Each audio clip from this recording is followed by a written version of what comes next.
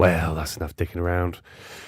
This is me dicking around on the Proton because I've moved around my studio. And why is it so dark on my camera? God knows. It's probably because I don't set anything up because I'm a Gert pleb. I can't even find the fucking thing. There it is. Is it even... Oh, fuck. That's gross. It's my face. Hello. Welcome to PandaChat.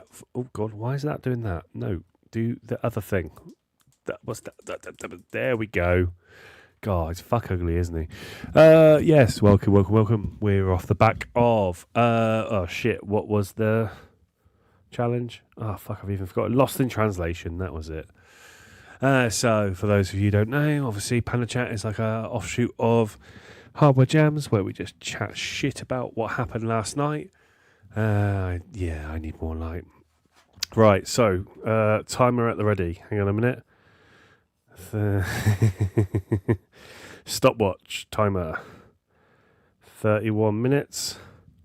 And begin. It's a joke. And it's 31 minutes and begin, yeah. Well, your camera's not there yet, is it? Oh, what? Hang on a minute. I don't know. My camera's on. No? That one? No, I don't have a camera. Oh, no. You can hear me all right? Yeah, absolutely fine. Oh, for goodness sake. Well, we don't even... Well, right, 31 minutes doesn't start right now. Oh, why is the camera down? I'm seeing it fine on my screen. Inputs or something, possibly. Oh, I don't know. It's just on my screen. What mic have I got? A Focusrite Scarlett CM piece of shit that I got for free. Because it came with my thing. Oh, one of my mates is in the doghouse and wants to go for a pint. Not tonight. It's PandaChat night. Is it turned on in StreamYard? Hang on a minute. Can I fuck with anything in the background? Oh, I can't. I'm just looking at input settings now. Oh joy. I love this live stream stuff. See, I feed it in from OBS so I can do all the stupid shit like adding Cressy in and shit. Yeah, so I'm using one of those Roland things, which is cool, but it's still a little bit like, how the hell does this thing work? Input 1, HDMI. Yes, definitely. It looks like a StreamYard thing. Maybe if you jump out and jump back in. All right, let's try that then.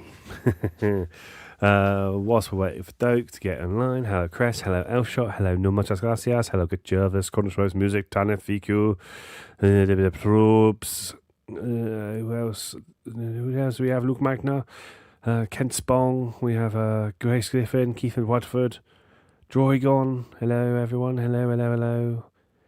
Oh god, there's so many of you fuckers. Uncle Chrome's joined in the breathalyzer. My god, and this is getting busier and busier every week. Hello and welcome. Yeah, Jervis is right. It's super grainy. I need more light on my face. But all my lights are on at full. Do that. It's a terrible camera. It's a faux pro. Squeak. There he is. Timer is set. Hey, there he is. We got it. Hello. Right, 2 important questions. Oh god, here we go. Question 1. Right. Are we going to get a bollock critique tonight? Bollock critique? Well, after last week, when we were talking about looking at hairy plums on various different streams, I was like, are we going to get one? And my next question was going to be, are we going to have a live hedgehog on the show? Have I jumped parallel dimensions? Yeah, probably. Yeah, probably. Okay. You might have missed a few live streams last week. But... Yeah, you missed it. All the chaos, yes, last week. I can't do a hedgehog. I can do a Springer Spaniel. What, you can't put on some put on some welding gloves and go and get a hedgehog. Come on. I can teleport Sam. Ready? What? What? What? He's here now. Oh, fuck. I've still got to build my one. What's the timer for? The timer is because Doke has got 31 minutes on his camera, and we've got a little hack from JA to put some elastic band. No, there is no elastic band. You know what? JA had said that, and the first thing that went into my head was, that's going to burn my camera out. There's a reason why it cuts out for 30 minutes. Stick some elastic bands on it and hold buttons down. No, that's the reason why Jonathan it's an expensive camera. The reason why JT's camera's so out of focus, isn't there? Because he keeps switching it back on again. It turns off the bloody rectangle, bastard. Yeah. Ivy. Is that the dog? 8-bit Sam. The hedgehog dog. The dog, hedge dog. Hedge dog. Dog hog.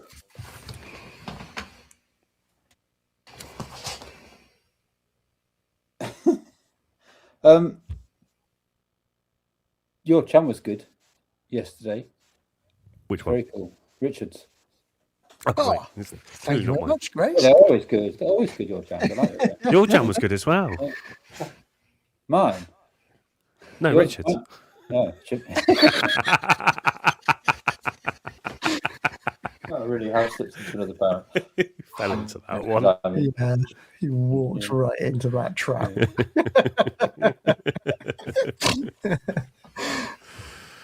The timer is in the background. Don't worry. God, guys.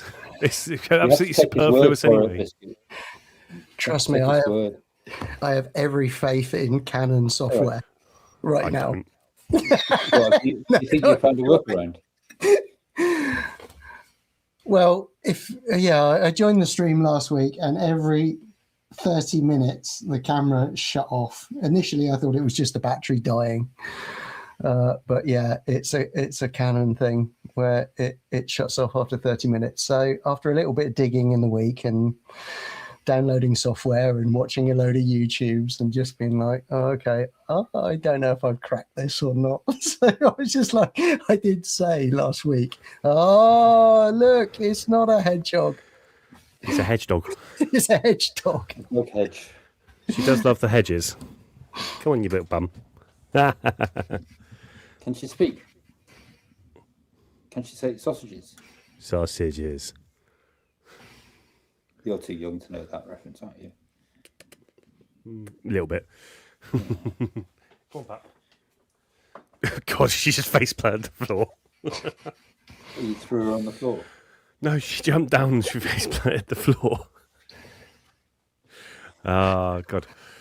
Oh, how was everyone's stream from yesterday? Be it Fucking stressful.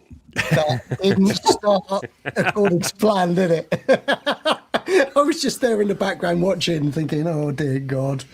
Oh dear God. I hope they can sort this one out.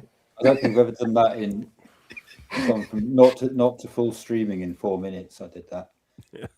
Well, I the first thing I thought was, right, is there anyone in the Hardware Jams group that is admins that actually goes in at the beginning of a stream just in case the streamer has an absolute dire problem? Because only one of us hanging around. Yeah, there is somebody around. Because I was just like, oh my goodness me, I could just imagine how much of a nightmare that must be if everything's going wrong. It's weird. I knew what was wrong from the kind of amount of pitch shifting. It was like, that's 44k, and it was that, but it's very hard to fix that without restarting everything. Yeah. So, yeah. And what does that do? Does that kill the stream? Does that kill the stream? He was generating. I don't know how he managed to do this because it should all kind of figure itself out. But he was generating 48k audio from his, because we play back YouTube windows inside OBS, and that's where everybody's streams get played. So that must have been going in at 48k, but somehow it was being forced down to 44k, and therefore playing back at a lower pitch. Yeah, it was old. But it's like it's 2 semitones lower. But the telltale sign was that the videos were ending at the correct moment in time, but the audio wasn't. Yeah. And I if you no, look you closely, said- you said it's the video slips out of time as the time goes along. So Mm. it's basically the audio is playing slower than the video is playing.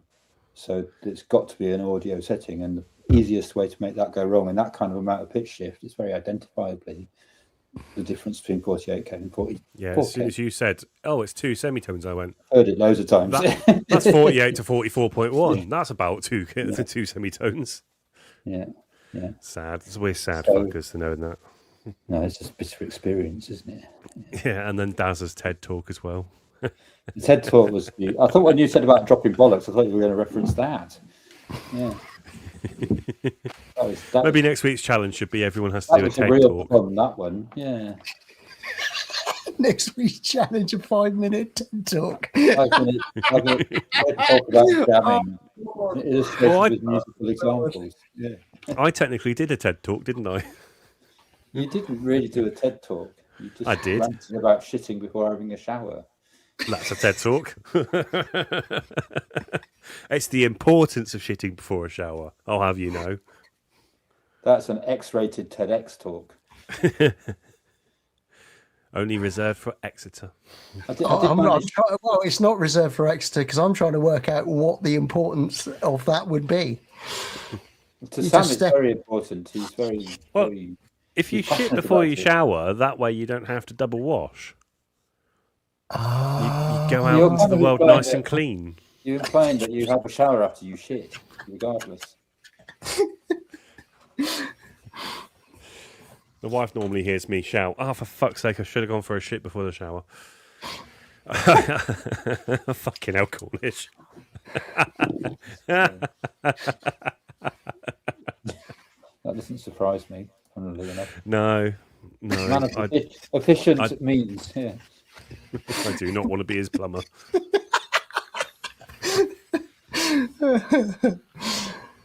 Especially as I know all he consumes is cider and Balls of Canada albums. Yeah, and those boards of Canada they're hard to pass, aren't they? Well, I've never passed up one. But, oh, God. You coming in, JC? Come and say hello and show us your shed. Show us your shed. That could be a segment. Show us your shed. JC's shed. Show us your shed. That bit's got a hole. I need to fix that. And I bet maybe one day. JC was only in for about 2 seconds last week because Yeah. he hadn't put the washing out or something. He wasn't in the shed. Not going to happen. Why have you burnt it down?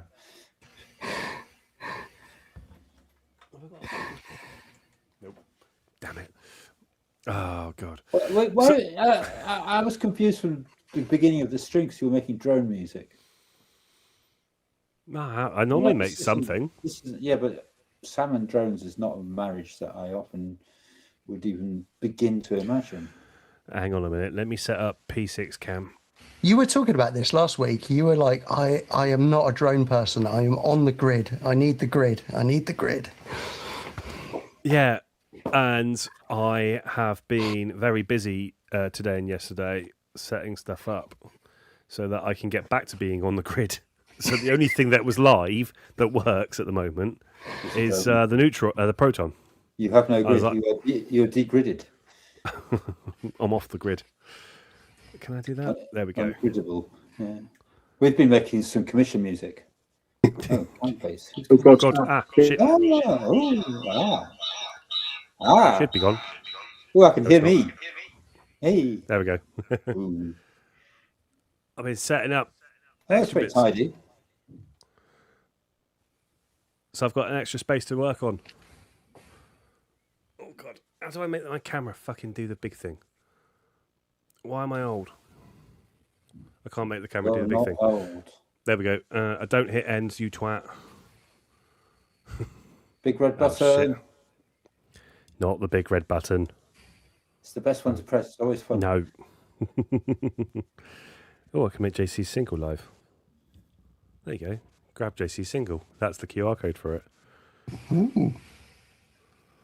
How the fuck do I exit this cunt? That looks like some pigeon shit with targets drawn on it.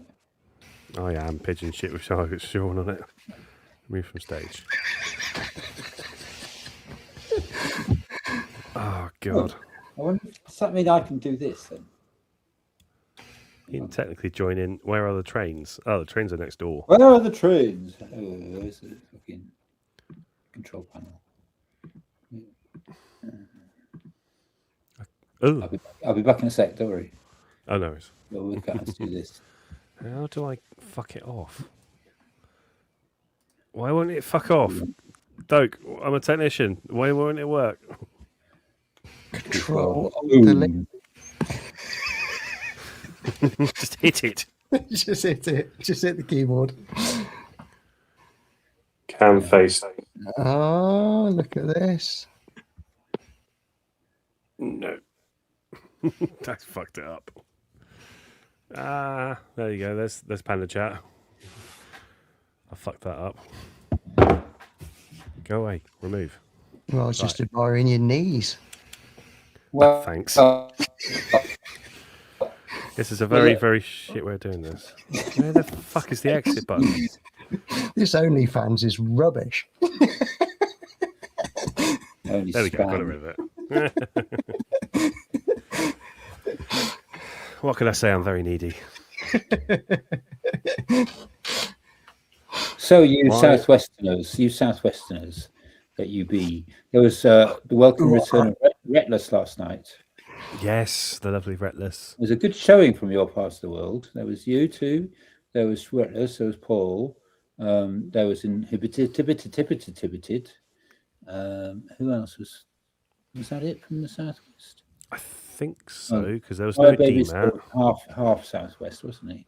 We haven't seen DMAP for a little while, have we? He's Couple of weeks very ago. occasional. He does pop up, but he's quite occasional. Yeah, I think that's it. There's still 3 good weeks. showing. Yeah, 3 Actually, weeks. that's good. That's good news for everyone else. To be fair, the DMAP's very occasional. Well, somehow they let Simon out of the box instead. So it's either Simon or DMAT, isn't it? Yeah. I thought we kept them in the same cupboard. No polio this week either. He did a jam, not in the stream, but he put something up this week. But I need to go and watch it actually. But he posted. I think it was like 7 minutes long, so maybe he didn't want to put it in. We haven't had a Monorose or a Ben, Laughing into Oblivion either. They're or both Ben. technically Ben squared. They're both Southwesterners, although just bloody Bristolians. Aren't they Biscuit. sort of more even? We've got so many bloody jammers down this way. Oh, I've always been shocked actually because as you do hardware jams, you never really know where anyone's from, right? So you just assume that they're not from anywhere near you. Well, that was always my assumption. So then when I discovered DMAT was just down the road, Yeah. it was like, oh my goodness me, that's crazy. And then I think I can't remember when I realised you were in Exeter. It was something you said somewhere, and you were talking about Blackmore Theatre, and I was like, hang on a minute, isn't that's here, right? Yeah. So it was like, oh, okay. So yeah, I've always been kind of shocked as like slowly but surely, because I mean, hardware, I don't know how long I've been doing hardware jams for now, but it's been a good number of years. And it's only in recent years that I've realized that there are quite a few that are from around the Southwest, which is cool. It's Didn't definitely. I'd say that was in English terms, the most represented is Bristol and onwards. That whole part of the country is probably the most people. Hello, Hello, sir. have you got an empty garage? No, I owe him 65 quid. You owe me 65 quid, mate. Is that why you came on to collect? No, I came on to find out, are you coming down to it or am I posting it? I do believe a Jervis is going to come and pick it up on my behalf. Oh, I see. Oh, okay. Right. Then it would be closer. Well, I had And a that load of forces stuff me to go go out. see the fucker. Well, I've had a load of stuff go out today and a load of stuff go out yesterday. What did you buy, Sam? It was a Boss DR110 and a Akai controller thingy. Can't remember which one. It was an Akai Pro 49. Oh, Ooh, I didn't even know that. you're getting pro now, are you? Yeah, but the Pro bit is because it's red. Does that mean my penis is pro? Yeah. Yeah. And there's the level of the stream gone down again. Is it a coincidence when I turn up that happens? No. It doesn't. Yeah, that's not you, Ken. It's not you. Trust me. Normally is. What's going on? No. We're back on for testicle. Yeah, what were you talking about with the testicles going? How's it gone straight to testicles? I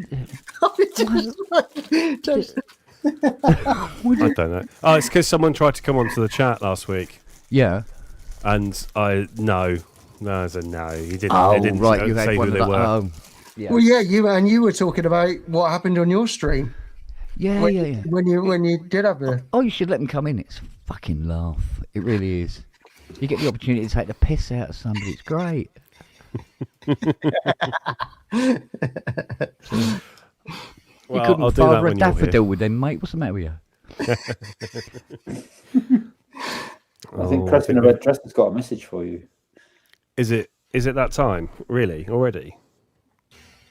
I don't know. It's time for the wheel. Spin the It's wheel. time to, as they say in Europe, spin the wheel. Ja, spin the wheel. Yeah, spin the wheel. Sam, The wheel. can you make that into a rectangle? No, I'm leaving it. I refuse. I'm never chatting on PandaChat again. I refuse only because I don't want to. Yeah, twat. Anyway, new muchas gracias. Shut the fuck up, you lot.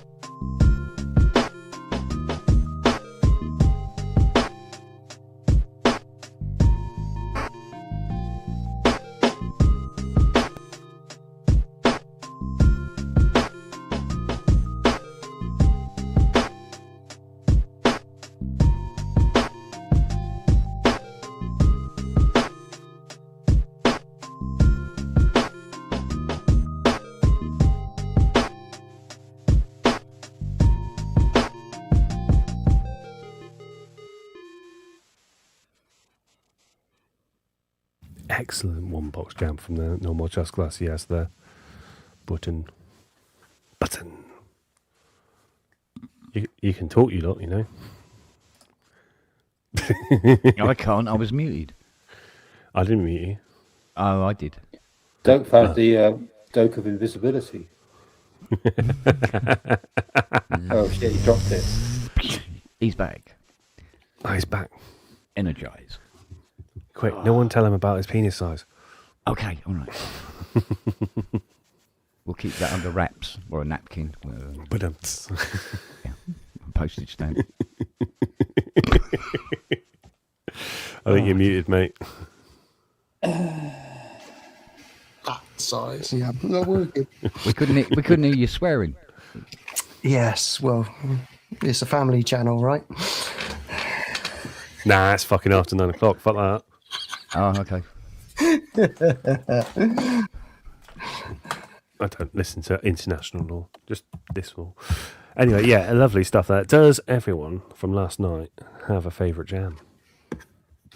Yeah, Or favourite jams? I had I several. thought Tannis' but, one was quite good. Yeah, Tannis was great. Mm. I liked Psych Arts. That was brilliant. Very Psych Art. Yeah. Quintessentially Psych Art. I thought Kent Spong did a great jam, whoever he is. I don't know. Yeah, The sound mine was so of silence. brilliant, nobody could hear it.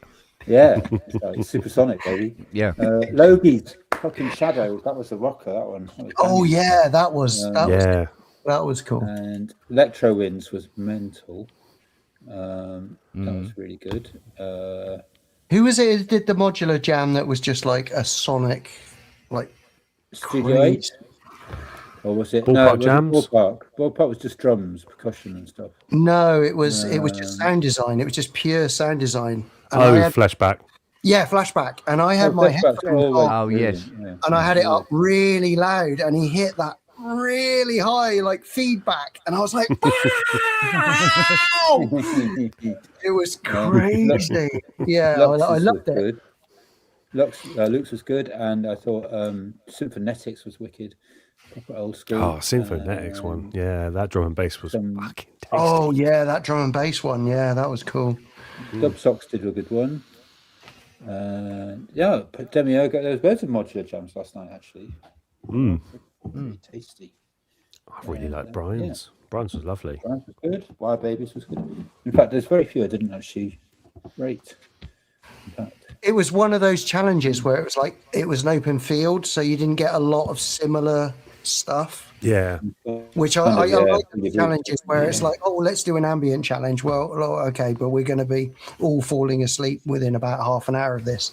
So it's like, it's really nice when it's like, this is so open to interpretation that you're just going to get a really interesting mishmash of ideas and concepts and yeah. So yeah, that was one of those, I think, one of those challenges where it really kind of opened the field up to all sorts of different sounds.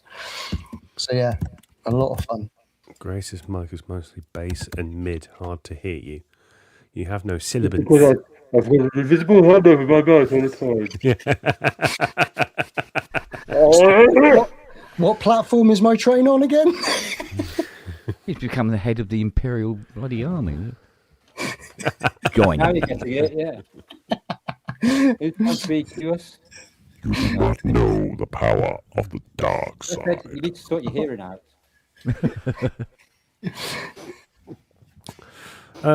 Yes, loads. A lovely to see T-Tauf come back and Reckless D as well. That was nice. In hindsight, it's not been in for a while as well. Dubsbox Alco hasn't been in for a while either. Octavio, OPJ. Been a jam for a while. Symphonetic. Yeah, Symphonetic as well. is definitely making a bit of a return. But who was the other one? Somebody else.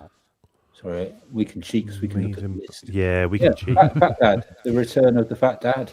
Yeah. Fat Dad Loop Bass Zero as well. Somebody Never I've chicken. been missing, and I don't know if because I took a bit of time out for a while, but I haven't seen one from. Is it Doc Bolus? Oh, a long time. Yeah, Yeah, He- no. he was turning up So- at the get-togethers. and I Yeah, could see him- I think he knows Rob. I think in Hove or Brighton or wherever they are down there somewhere, and they were doing those South Coast meetups. And Yeah. I think it's around in real life, but he's not done a hardware jam for ages. Oh, I used to love his jams.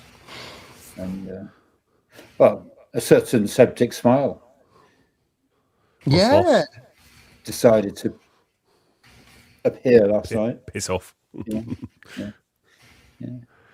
Yeah, So no, we haven't had a He's set promising he's going either. to jam. He's promising he's going to jam. So don't fear. I know he's moved house recently, so he's not actually had much chance. So No. I've been cutting him a little slack. But he gets ripped apart mercilessly, doesn't he, when he shows his face in the food. Yeah, mind you, Grace, you were saying about doing a hardware jam. I did try to do one weekend Good. before last, Well done. and the computer crashed. It Well, kept crashing. I kept losing everything. oh, So, are you taking out the time? well, the Haunted Mac from Hell, or is it Mordor? I can't remember where we bought it from now. Surely in your multi-dimensional garage, you've got a tape recorder. No, I tell you what, Oh, closing that garage door for the last time broke my bloody heart. I bet. 57 years I've had that garage. Wow. Man and boy.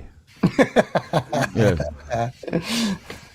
On the board and garage. That Aye. cool. Used to help my dad I repair was only born in his Hull. rusty cars. Cool. Two box garage. Yeah. So, You sure you're not a northerner? mind you, turns out they charged me rent. Now I've given it back and they're still charging me rent. And I phoned them up and said, "You're still charging me rent." I went, "Oh, you haven't handed the key back in." I went, "Oh, well, it didn't say that anywhere." So I was like, "All right, well, we'll hand the key back in then." So I told Fiona, and she went, Yeah, I'll hand the key back in when you stop charging me rent. well, See what- Fiona went, they said, "What? What's the number again?" Oh, my Lord. Fuck yeah, now, mate. Woman scorned. Jesus Christ, she went ape shit at this guy.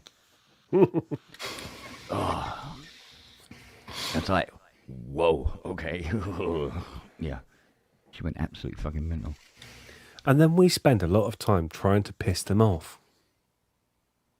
This is the thing. The things I say and do to Fiona doesn't piss her off. She thinks it's hilarious. Mind you, she does the same to me. So, and it's a mutual hatred, if you know what I mean. It's, so we have this very special relationship, as it were. So, Special hatred. yeah. I dare not piss her off this week. It's that week of the month. Oh, I dare not. I don't have to worry about that. She dried up years ago. I'm fine. I am fine. So you just dangle chocolate in front of her and just get her out of the room, basically, and she'll be fine. So, yeah, so she went absolutely apeshit at the council. I mean, fair enough. Yeah, and they actually, at this point, handed the money back again, and we still haven't given them the key yet. So, never cross a woman. No. An No, don't do Australian woman will take you to the cleaners. So, and it's just as well because I've been as sick as a pig for about 3 days now, and I'm only just starting to. Well, this is the first time we've been up in like 2 days. It's like, You chose this moment on this show. This show in particular as well. yeah. Don't worry, if I was looking for sympathy, I would go elsewhere. Oh, shit in hell. Fucking thing. I forgot about that. Oh, Shut is up. that the camera? That's the camera timer. Yeah. That's Well, yeah. 31 minutes. Oh, well done, Canon software. Hey. Not elastic bands. Time for the camera's medication. It's going to go out in there. Fucking hell. Clear. God, I went- Yeah. Where did Grace? I think Grace's internet's a bit shoddy. We have Yeah. been having a bit of. Sorry, need to split. Oh, okay. Mind you, StreamYard's been a bit up and down as well, to be honest. Yeah, no, she's had to bounce. Oh, bless her. I do believe Luke said he'd come on this week as well. Come on, Luke. I know you can stream, so I know you can come on here. Yeah. I feel really bad for Luke because every time he puts on a stream, it goes on till 2 a.m, 3 a.m, and I pass out. I just can't keep going because it's all really nice and chilled and melodic at 2 a.m. And then it's just me just snoring my fucking head off on the sofa. Because Well, if anything, that is a beautiful service because the trouble I have getting to sleep at night, that sort of thing is just praised. You can only praise that. Something that can actually send you off to sleep like that. Fucking A. It's the jam gods. It's telling you need to buy another synth. God, are you there? I doubt it. Hello, my son.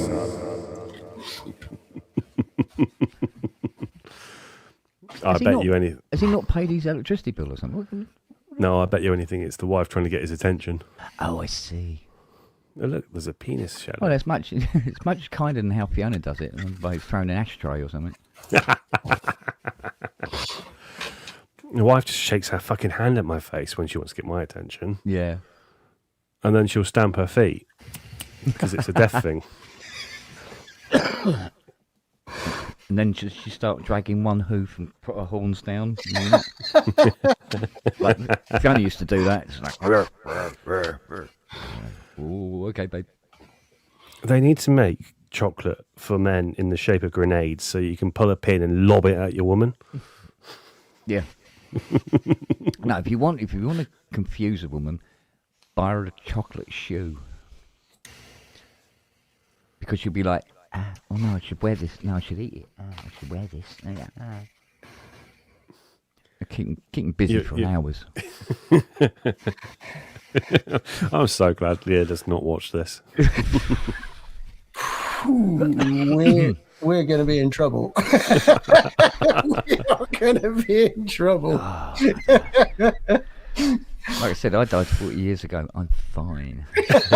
I'm immune. Hang on a minute, that guy in America's got your T-shirt, hasn't he? So yeah. I thought it was like, what? you still live. Hey? Random guy goes by wearing my T-shirt. Like, what? Madness. Oh, let's bring it back to synths. So, anyone got their eyes on anything this week? Anything come out of the woodworks that you're going, ooh? Mm-hmm. Oh, I'm so up for an Osmos CE. I'm really up for one. I know I shouldn't be, but I am. Though technically not a synth, but you know what I mean. See, my mum came over on, was it Monday or Sunday? Sunday. Yeah. And she had one look at the big beer pool thing she bought me for Christmas, and when she said to me, that was going to be a Behringer 2600, I hope you know. Well, I missed it by this much on bloody eBay. So you got that. And I was like, why are you telling me this now? That's really cruel. I mean, beer pump is awesome, don't get me wrong. Bloody expensive to keep running, but it's bloody awesome. But 2600. I was going to say, a mum that's going to buy you a 2600. Wow. Well, not the full ARP Behringer, but still. Well, yeah, I mean, still. Yeah. Well done, mum. Yeah, that's so. I think she's a bit guilty because my brother's wedding cost way more than mine did. They do tend to do that, I must admit. Just give you a Behringer. There you go. What are they now on backs? 260 quid? Something like that? 43 grand his wedding was. Wow. Something along those lines. 40's bloody hellfire. You could get a 67 Mustang for that. Fucking hell. Wow. I measure everything in Mustangs now. Ridiculous. It's ridiculous. I think you need that chocolate hand grenade to throw at your brother. Jesus. I just need a hand grenade.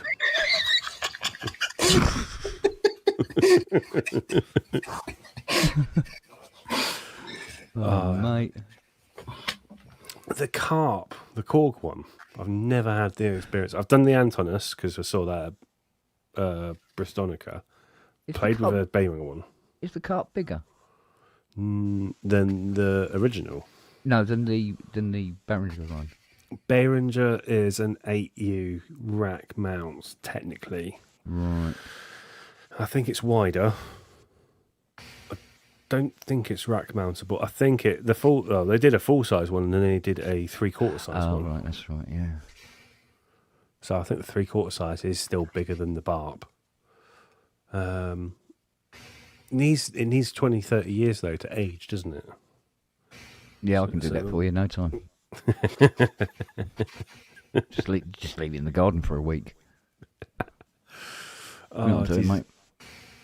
Is half that gear you sold going to work even after the garden? It's been raining a bit.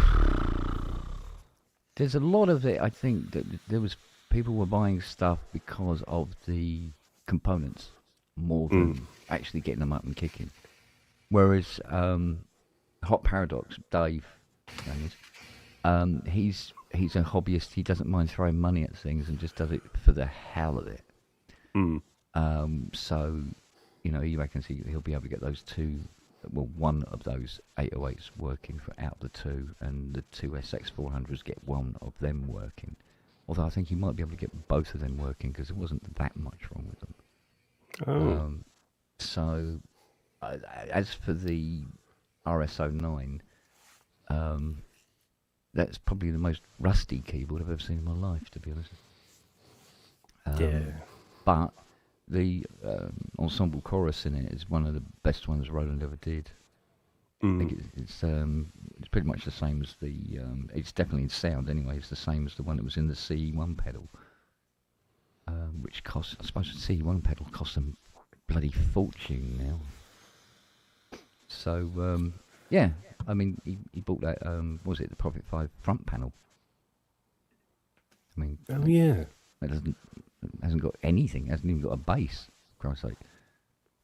Yeah, because I just wanted the cheat ear, the wooden cheeks. Because I was gonna get them lasered down into coasters. Oh right, okay. Mate, I could do that for you here. Just get me the rosewood, and I'll do it for you here on the Carbera. She'll laser print them for you. No problem. Yeah, but where's the fun in that? And then I can get a laser print, a laser cutter, and then I can have something like that. Yeah, that's the plan. You know how much a laser cutter is, don't you? Probably my house. Well, a big one would be, yeah. The big ones were, yeah, I was going to say. I think they started about, if I remember rightly, I think it's about 5.5K. Well, I don't know. You can get the A3 size ones for about 700 now. Yeah, I was going to say the price is coming down on those things.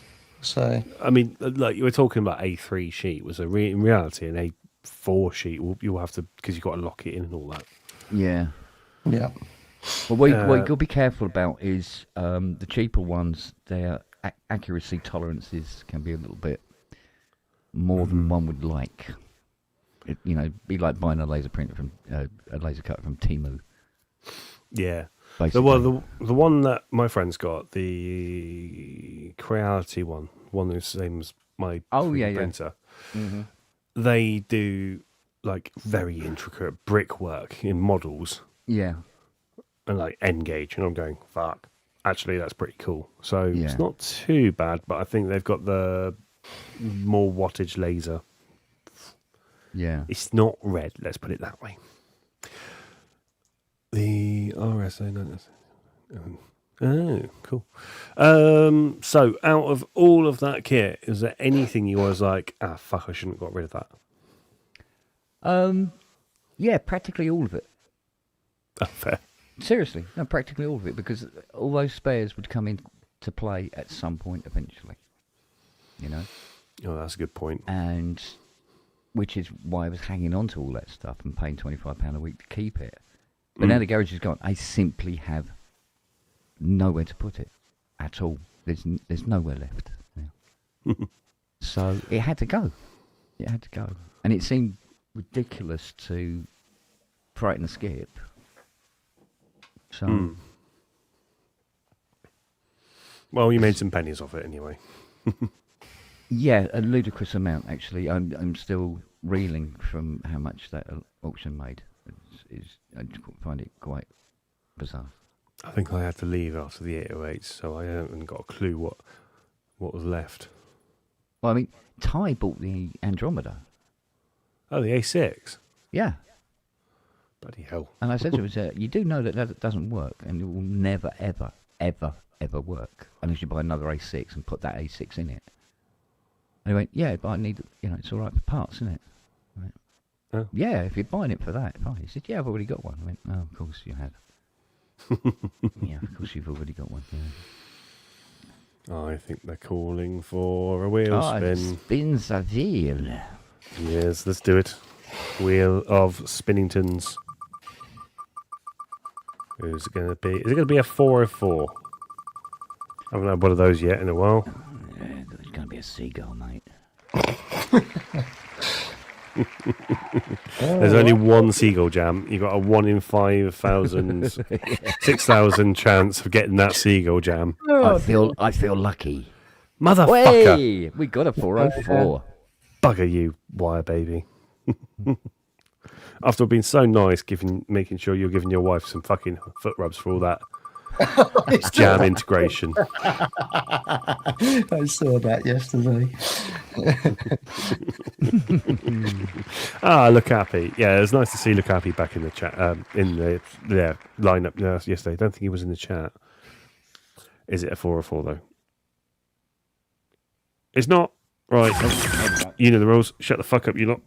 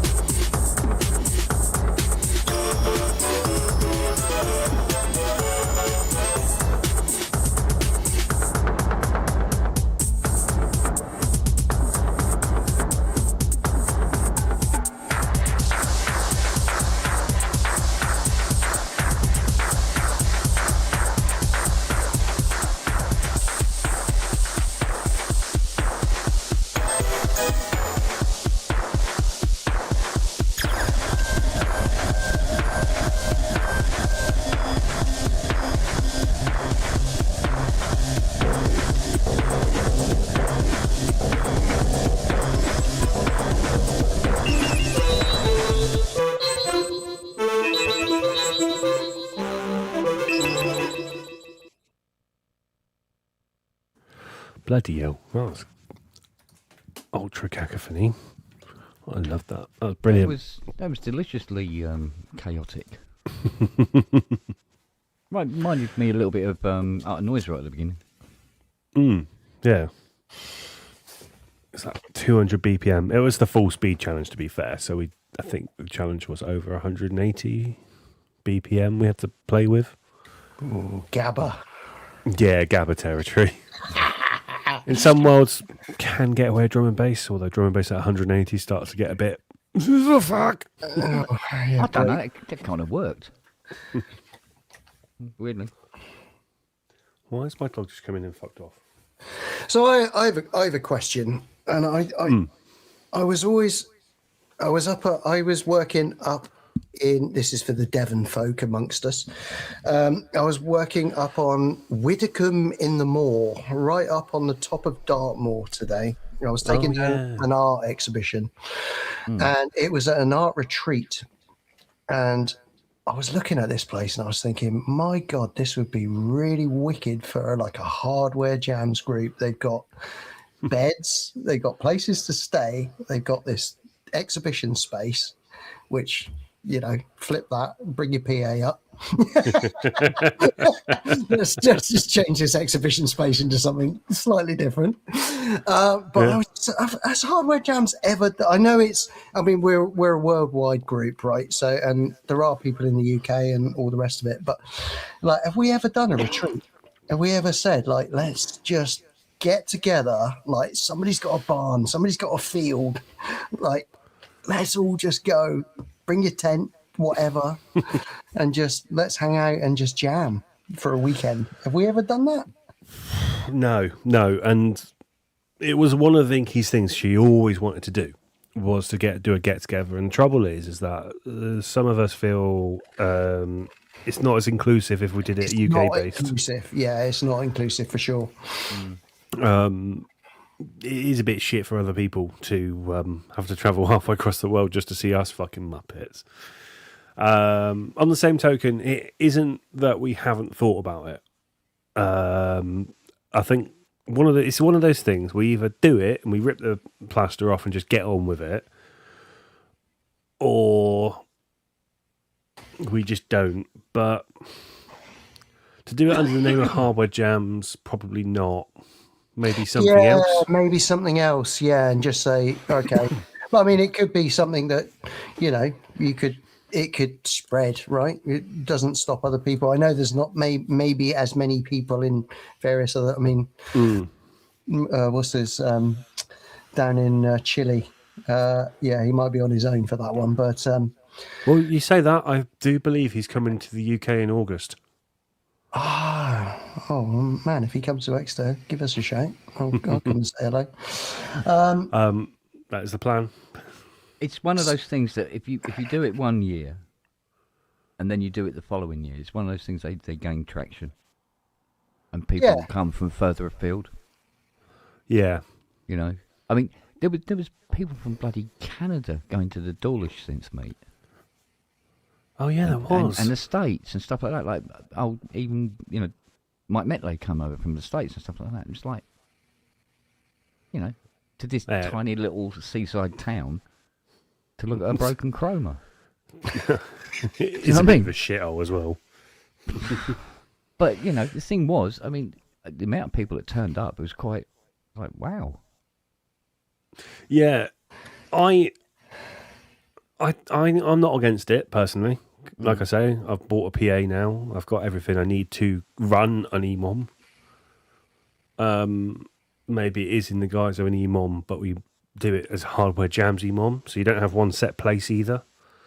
So anyone can take the Hardware Jams name and do it in America or South America or England or wherever. Well, if you do it as an EMOM, you could actually have submissions, couldn't you? You could actually have a video screen and just say, right, okay, we got, you know, this submission.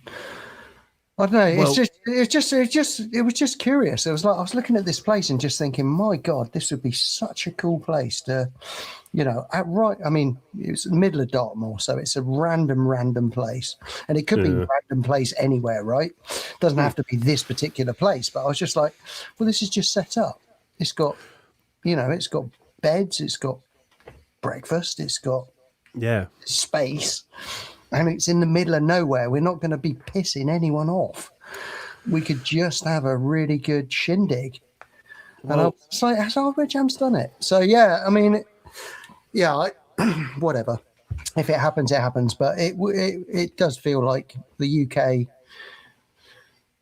could easily put one on.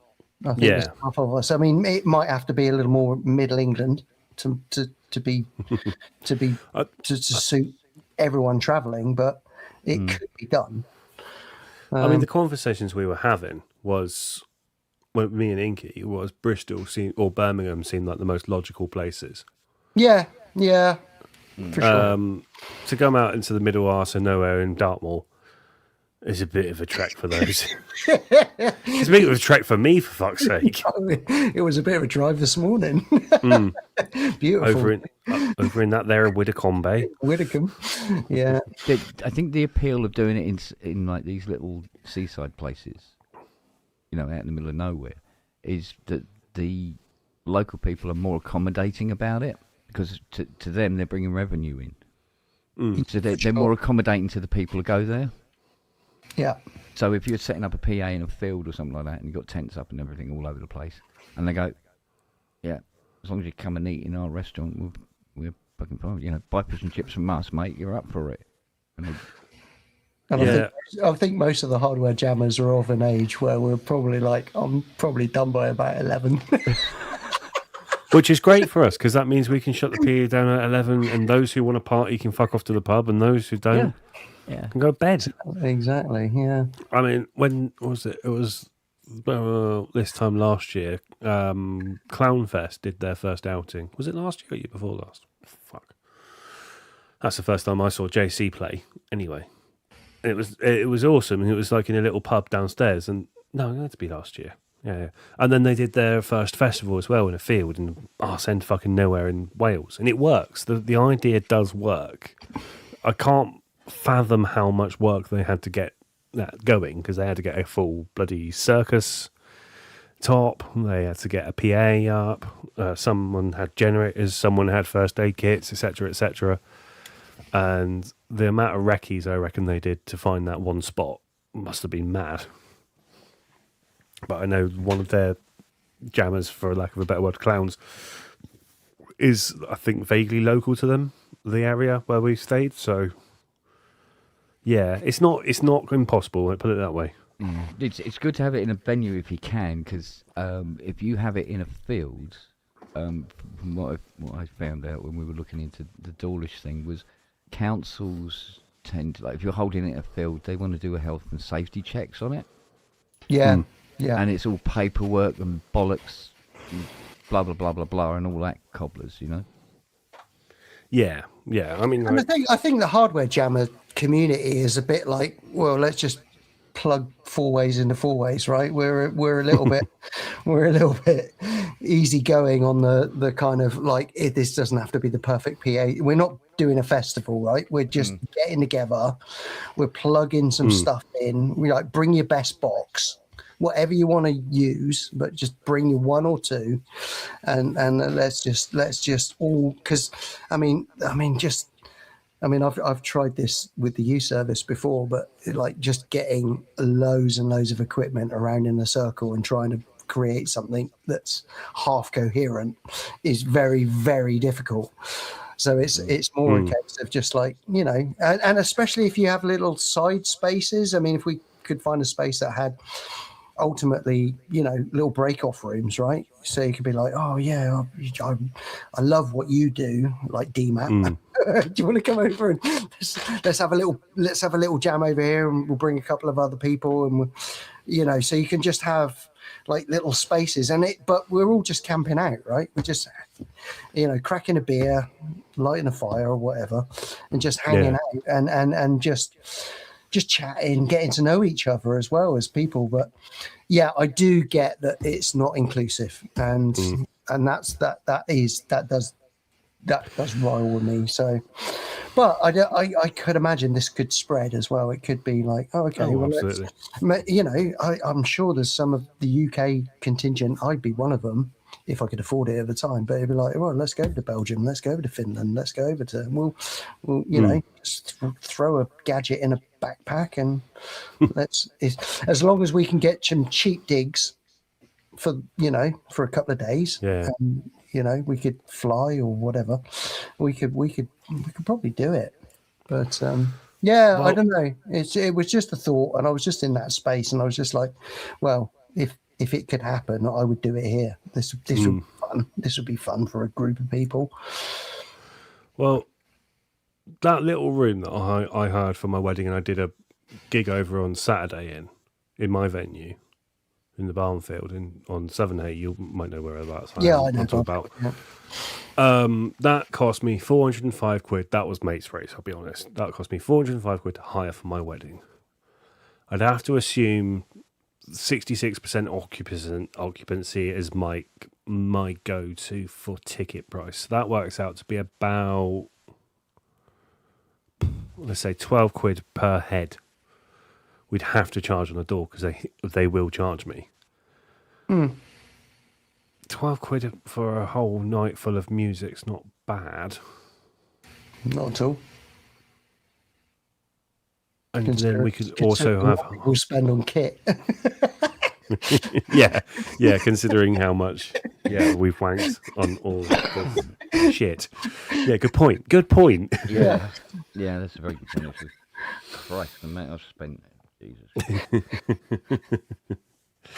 What if we had a hardware jams van with all needed to support location for jamming for 8?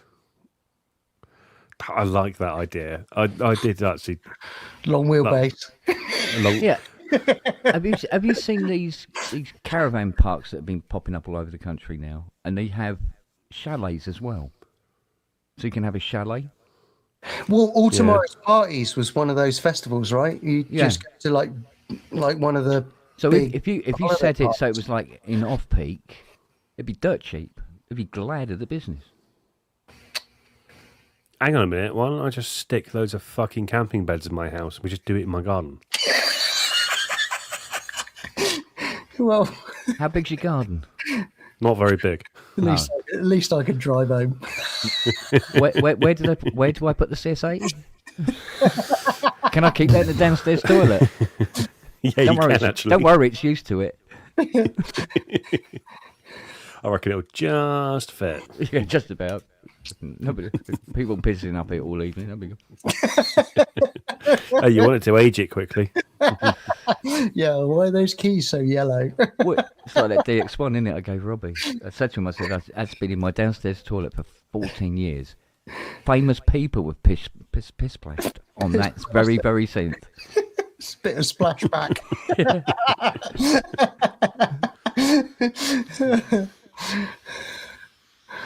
Oh, jeez. Yeah, no. So ultimately, it's on my mind, but I don't know what guys that would be, and I need a little bit more willing from other admins before I think we would take that on as a hardware jams thing. Yeah. All right. Well, let's just get that e-mom and extra going. Let's start basics. Yeah.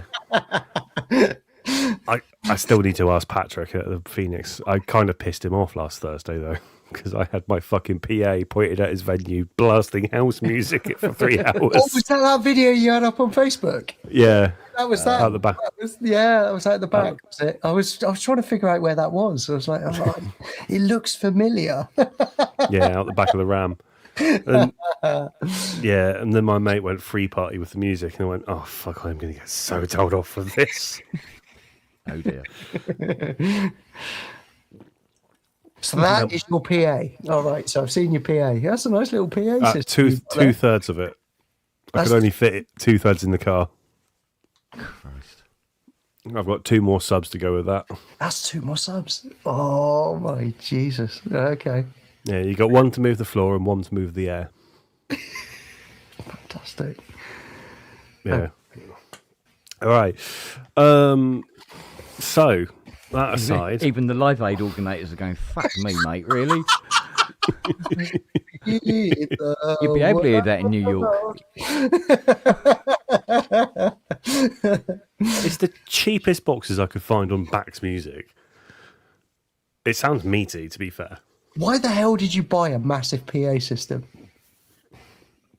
Mainly because I've got a festival coming up in Bridwell Park up in Uffculme, and I need a PA. And I was like, that was it. Yeah. Okay. I'd never have to fucking order one again. I've got my fucking own.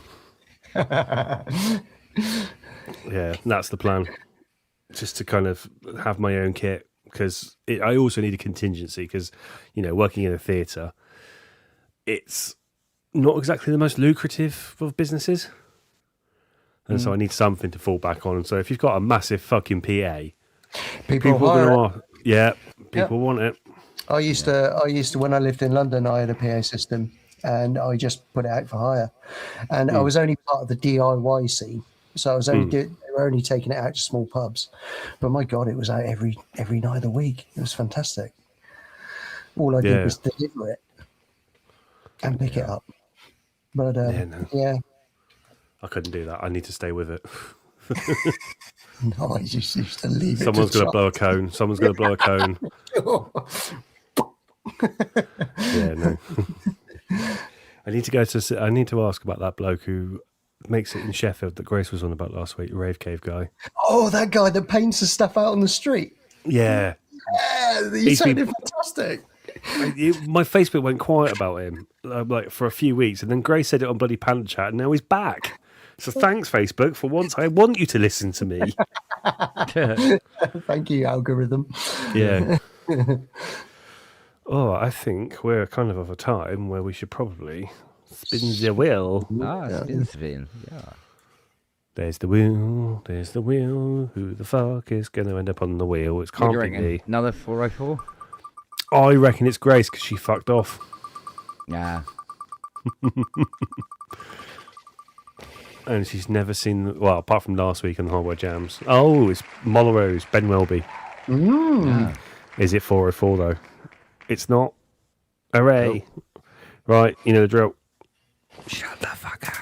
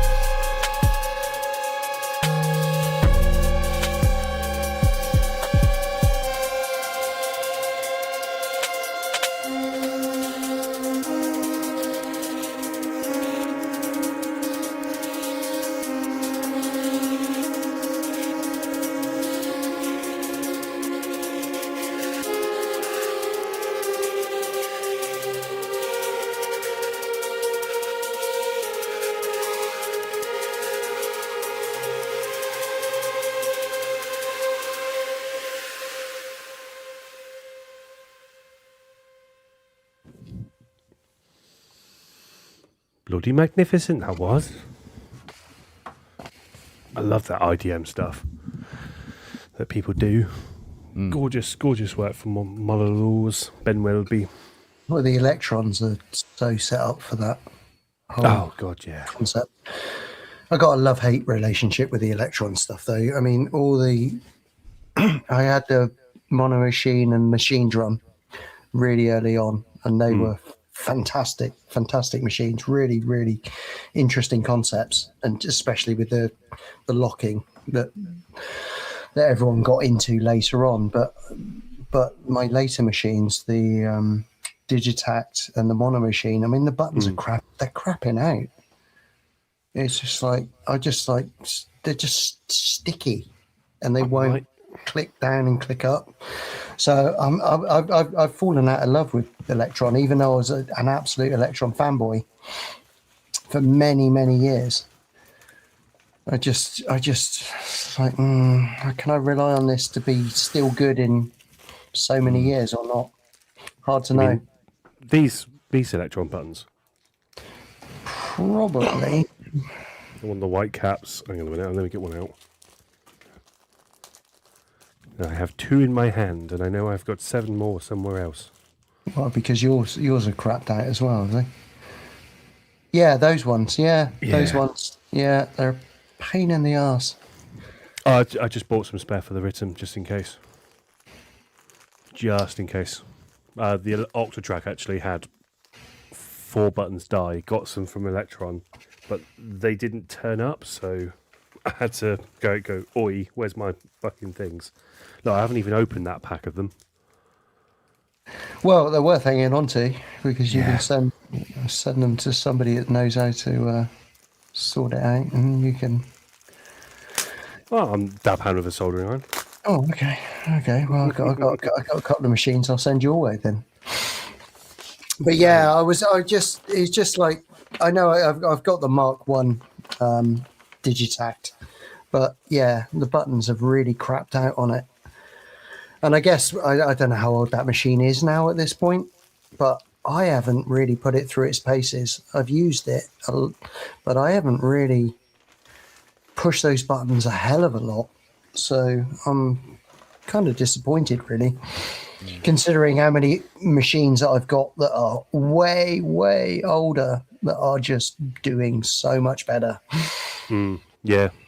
I mean, my NPC 1000, for example, I think it's just about as old as the mono machine. Maybe not. Would have been definitely a contender anyway when it was out, and that's still going. All right, I got to resolder some tactile switches, but it's a working. Yeah.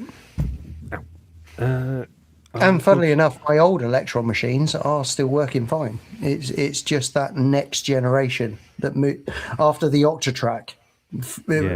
First Octatrack, which I think Electron, from what I gather from their history, there was like a bit of a cutoff between that and then the Digitact kind of era of Electron. But yeah, certainly that build era doesn't seem to have held up too well. I don't know if anyone else knows that in the chat, or anyone else has suffered the same fate that I have. But yeah, I find it really. I still love it as a MIDI controller, but I push down on the button and it's just stuck, and it's like, I can't. I have to then wiggle it, push it up, and it's like, yeah, that's no good for live jamming. This is what I've been kind of saying on PSN, because people, I've been accused of being a Behringer hater, looking around the room at all the Behringer stuff I've got. But the thing is that you get what you pay for. So for the stuff to be affordable, they will go for the cheapest option on parts where possible. Yeah. And 9 times out of 10, for some reason, switches, pots, and all those sort of things, they always cop it, and yet they're the things that you're going to be adjusting and moving around the most. The most. Exactly, yeah. Or it'll be jack sockets, where jack sockets keep breaking away from the boards and stuff like that. Yeah, Don't. Yeah, don't. So, Don't go there. Pioneer are fucking worst at that. fucking jack sockets. Yeah. So this is it, you know. But you say you get what you pay for. The funny thing is like Electron's supposed to be quite high tier. Premium. It's Yeah. supposed to be premium, right? They expect a good price. Yeah, Yeah. no. But I mean, it's the same with Roland. I mean, Roland did the you know, they've done the thing where they go for something and just don't know what it's going to do. Well, with Roland, anyway, in 25 years' time, you know, if they knew that the JD800s was going to have that red glue problem, they would have never gone down that bloody road. Yeah, that's true. So, and that's just weird stuff because that can stay absolutely rock solid for 40 years and then suddenly overnight go and turn to bloody jelly, or it can go within 6 weeks of buying the cable brand new. That's bad. Because it's been going on for what? I've been doing those keyboards for what, 35 years. Mm. So some of them have dropped their pants immediately, and others have gone on years and years and years before they do it. And then some of them just don't do it at all. Yeah. Nobody knows why. And I mean that's the punt you take, isn't it? When you buy a piece of gear, I mean it's the red ring of death for an Xbox, right, or whatever. You're like, it's a new piece of gear, Yeah. and certainly, I mean, I found this with, I mean, this is why I'm sticking with certain companies now in terms of like the gear that I buy, because I really like the support that goes with that piece of equipment. Yeah. It seems to carry on long after its lifetime, really. Yeah. You know, you shouldn't really be bothering to support it at this point. You know, it's not making money for you, I guess, at this point. So yeah, I've got to this point with gear, and I don't know if you see it with hardware jams. I have very particular types of gear kind of across my studio, but it's like these pieces of gear have kind of been okay, and I'm going to sticking with these now. Yeah. So you do get that kind of I don't know, kind of user kind of support. It's like all this crap now with Fender, isn't it? Where Yeah. Why? What offended? What offended? Fender have been are suing to have other manufacturers to stop making the Strat. And the thing is that most Strat copies are better built than the Fenders are. Okay. Yeah. So I think Beato was going on about the other day, but he bought a Strat and he said he had to literally just take the neck off and throw it away because you're getting a fret lift, whatever that is, and put on a different neck from a cheaper knockoff guitar, which worked much better. So if Fender win this lawsuit, if you want a Fender, you got to buy a Fender, and you wouldn't be able to get copies anymore. Mm. But their quality is shit, but they're charging top dollar. Yeah. Okay. Yeah. Just no more faith in the companies that were you used to have faith in. Then essentially, Yeah. I mean, like Roland's now have kind of gone down cheap plasticky shit boxes. Yeah, but I think you know what you're getting with a Roland. Yeah. I know they are a little bit plasticky, but they still have the support that seems to carry on for quite some time. That's true. I mean, TR8 has only really stopped being supported in the last couple of years. I mean, like I haven't had an update for it for a while, but to be fair, I haven't needed an update. Yeah, it kind of works, doesn't it? It's a fucking drum machine. You twat it, and it makes noises. I mean, Roland Exactly. messed it up all their career, right?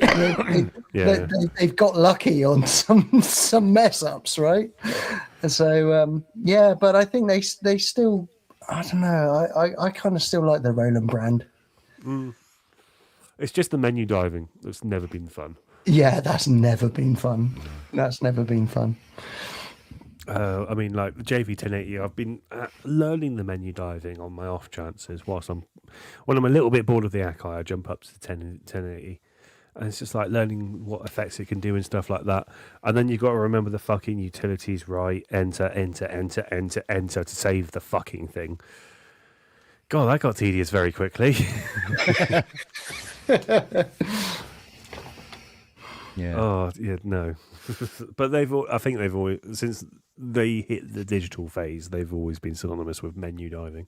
I mean, I would hate to have a TR1000 once they finished all their updates, because that's going to be a Yeah. fucker. Because there's a lot in that box. Mm.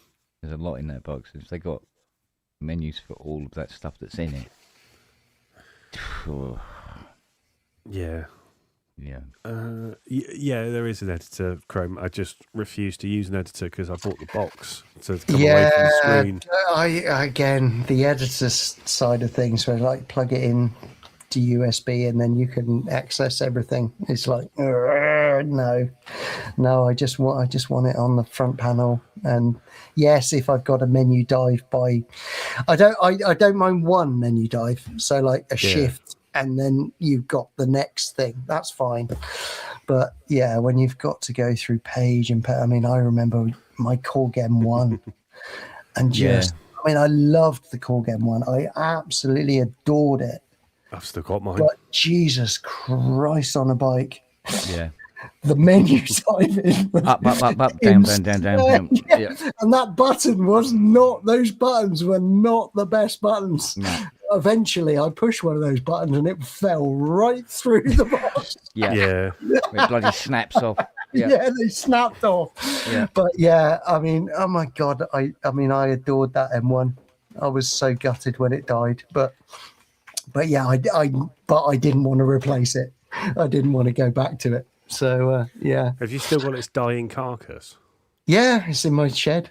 Yeah, with another Korg as well, another big Korg synth. I can't remember. Titan? No. Triton? Trinity.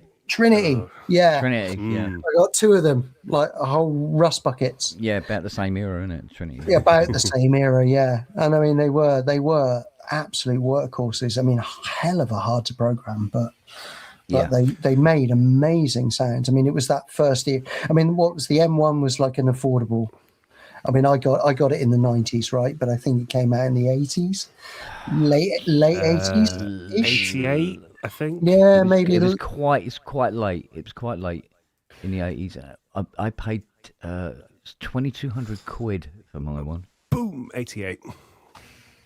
88, yeah. And then the value just went from there on in, didn't it? Mm. I think they got down to 20 quid.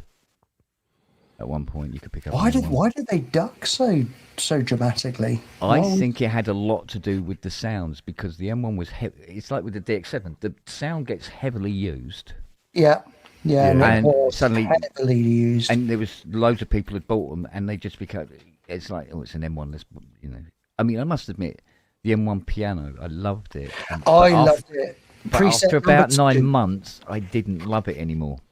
But the weighted keys as well was kind of unique for me at that point. It's like, I've been messing around on plastic keys and cheaper keyboards, but when I got the M1, it was like, oh my God, and I had piano lessons as a kid, so I understood. Didn't work so well for doing the drum side of things, but no, it didn't. No, that's true. The weighted keys felt really good from what I remember. Yeah. Oh, that keyboard, they still use that keyboard today. Wow, that very bed. Yeah, they still use that bed. Yeah, it went into hundreds of different keyboards, to be honest with you. It's really good. It's a reliable bed. What died on your M1? Do you know? On mine? Yeah. It was the power supply. It was surging. It was I would like my screen would flash up and then it would drop and then it would just cut out. And I was doing gigs. at the Cavern. And it would do that surge and I was like, oh shit. And it used to be like intermittent and it just got worse and worse and worse, and then one day it just went and it didn't ever turn on again. And I was like, one day I'll fix it. But yeah. Sounds like a mains filter. They got a mains filter on them, right? And they go. I think on that one, if it's an early M1, it'd be it looks like a big blue flat ceramic capacitor, but it's actually a filter, and they're actually designed to act like a fuse, for want of a better word. That makes sense. Yeah. And what I do is, if they're failing slowly, you will get a thing where you get these different surges, because where you got UK's got the dirtiest mains in the world, right? It fluctuates like, we're number one in the world, boys. Right? We got the dirtiest men in the world. We got the dirtiest, shittiest mains in the world. You know what I'm saying?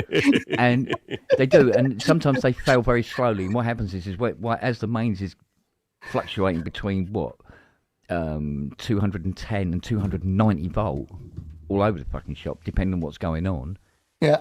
This jobby, if it's failing, some of those peaks can get in, so you get like this inside the keyboard going on, so that it goes, yeah, so the voltage is going up a little bit and dropping a little bit and stuff like that. Yeah, that sounds 100%. And of course the CPU's going, what the fuck is going on around here, man?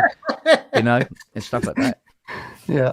So, yeah, and but it's designed to actually try and protect, the whole machine, including the power supply itself. And they tend to go bang.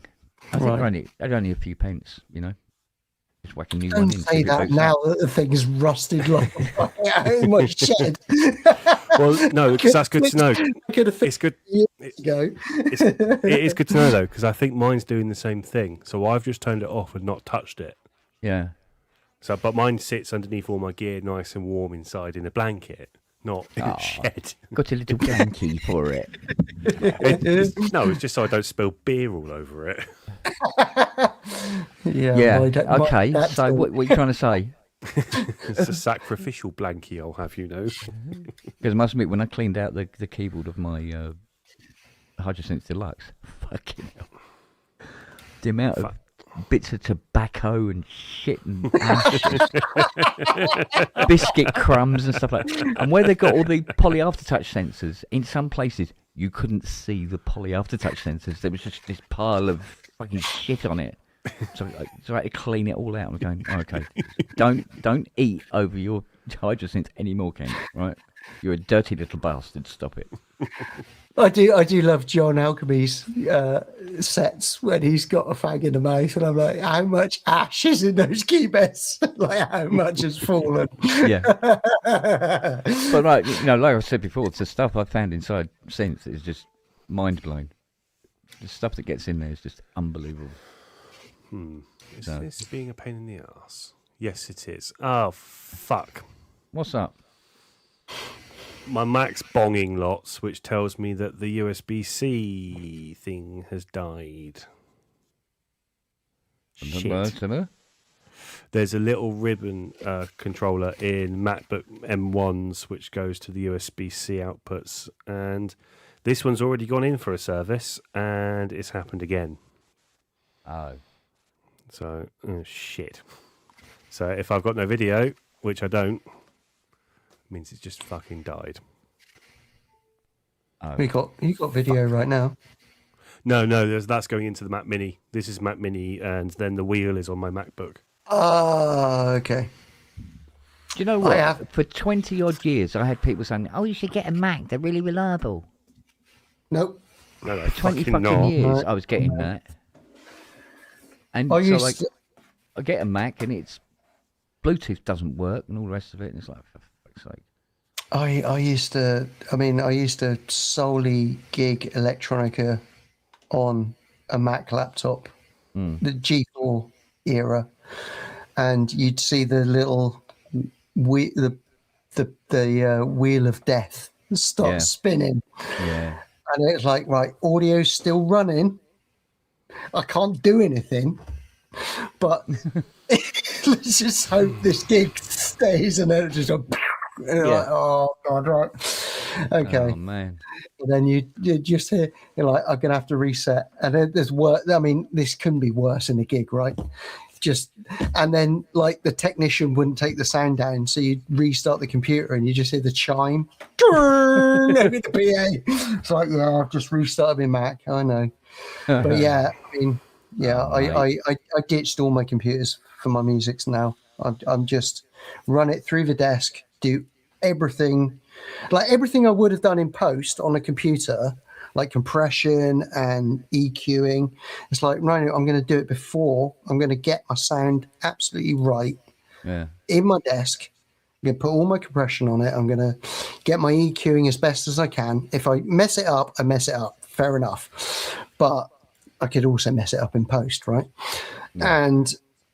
And then I just run it into a dictaphone, right? That is how my hardware jams now go. So I had 4 Macs running at one point, just dealing with all my stuff, and it was like, let's and also like hardware versus, because I came from hardware. I came from Atari ST, MIDI chained through the M1, along with a whole load of other stuff.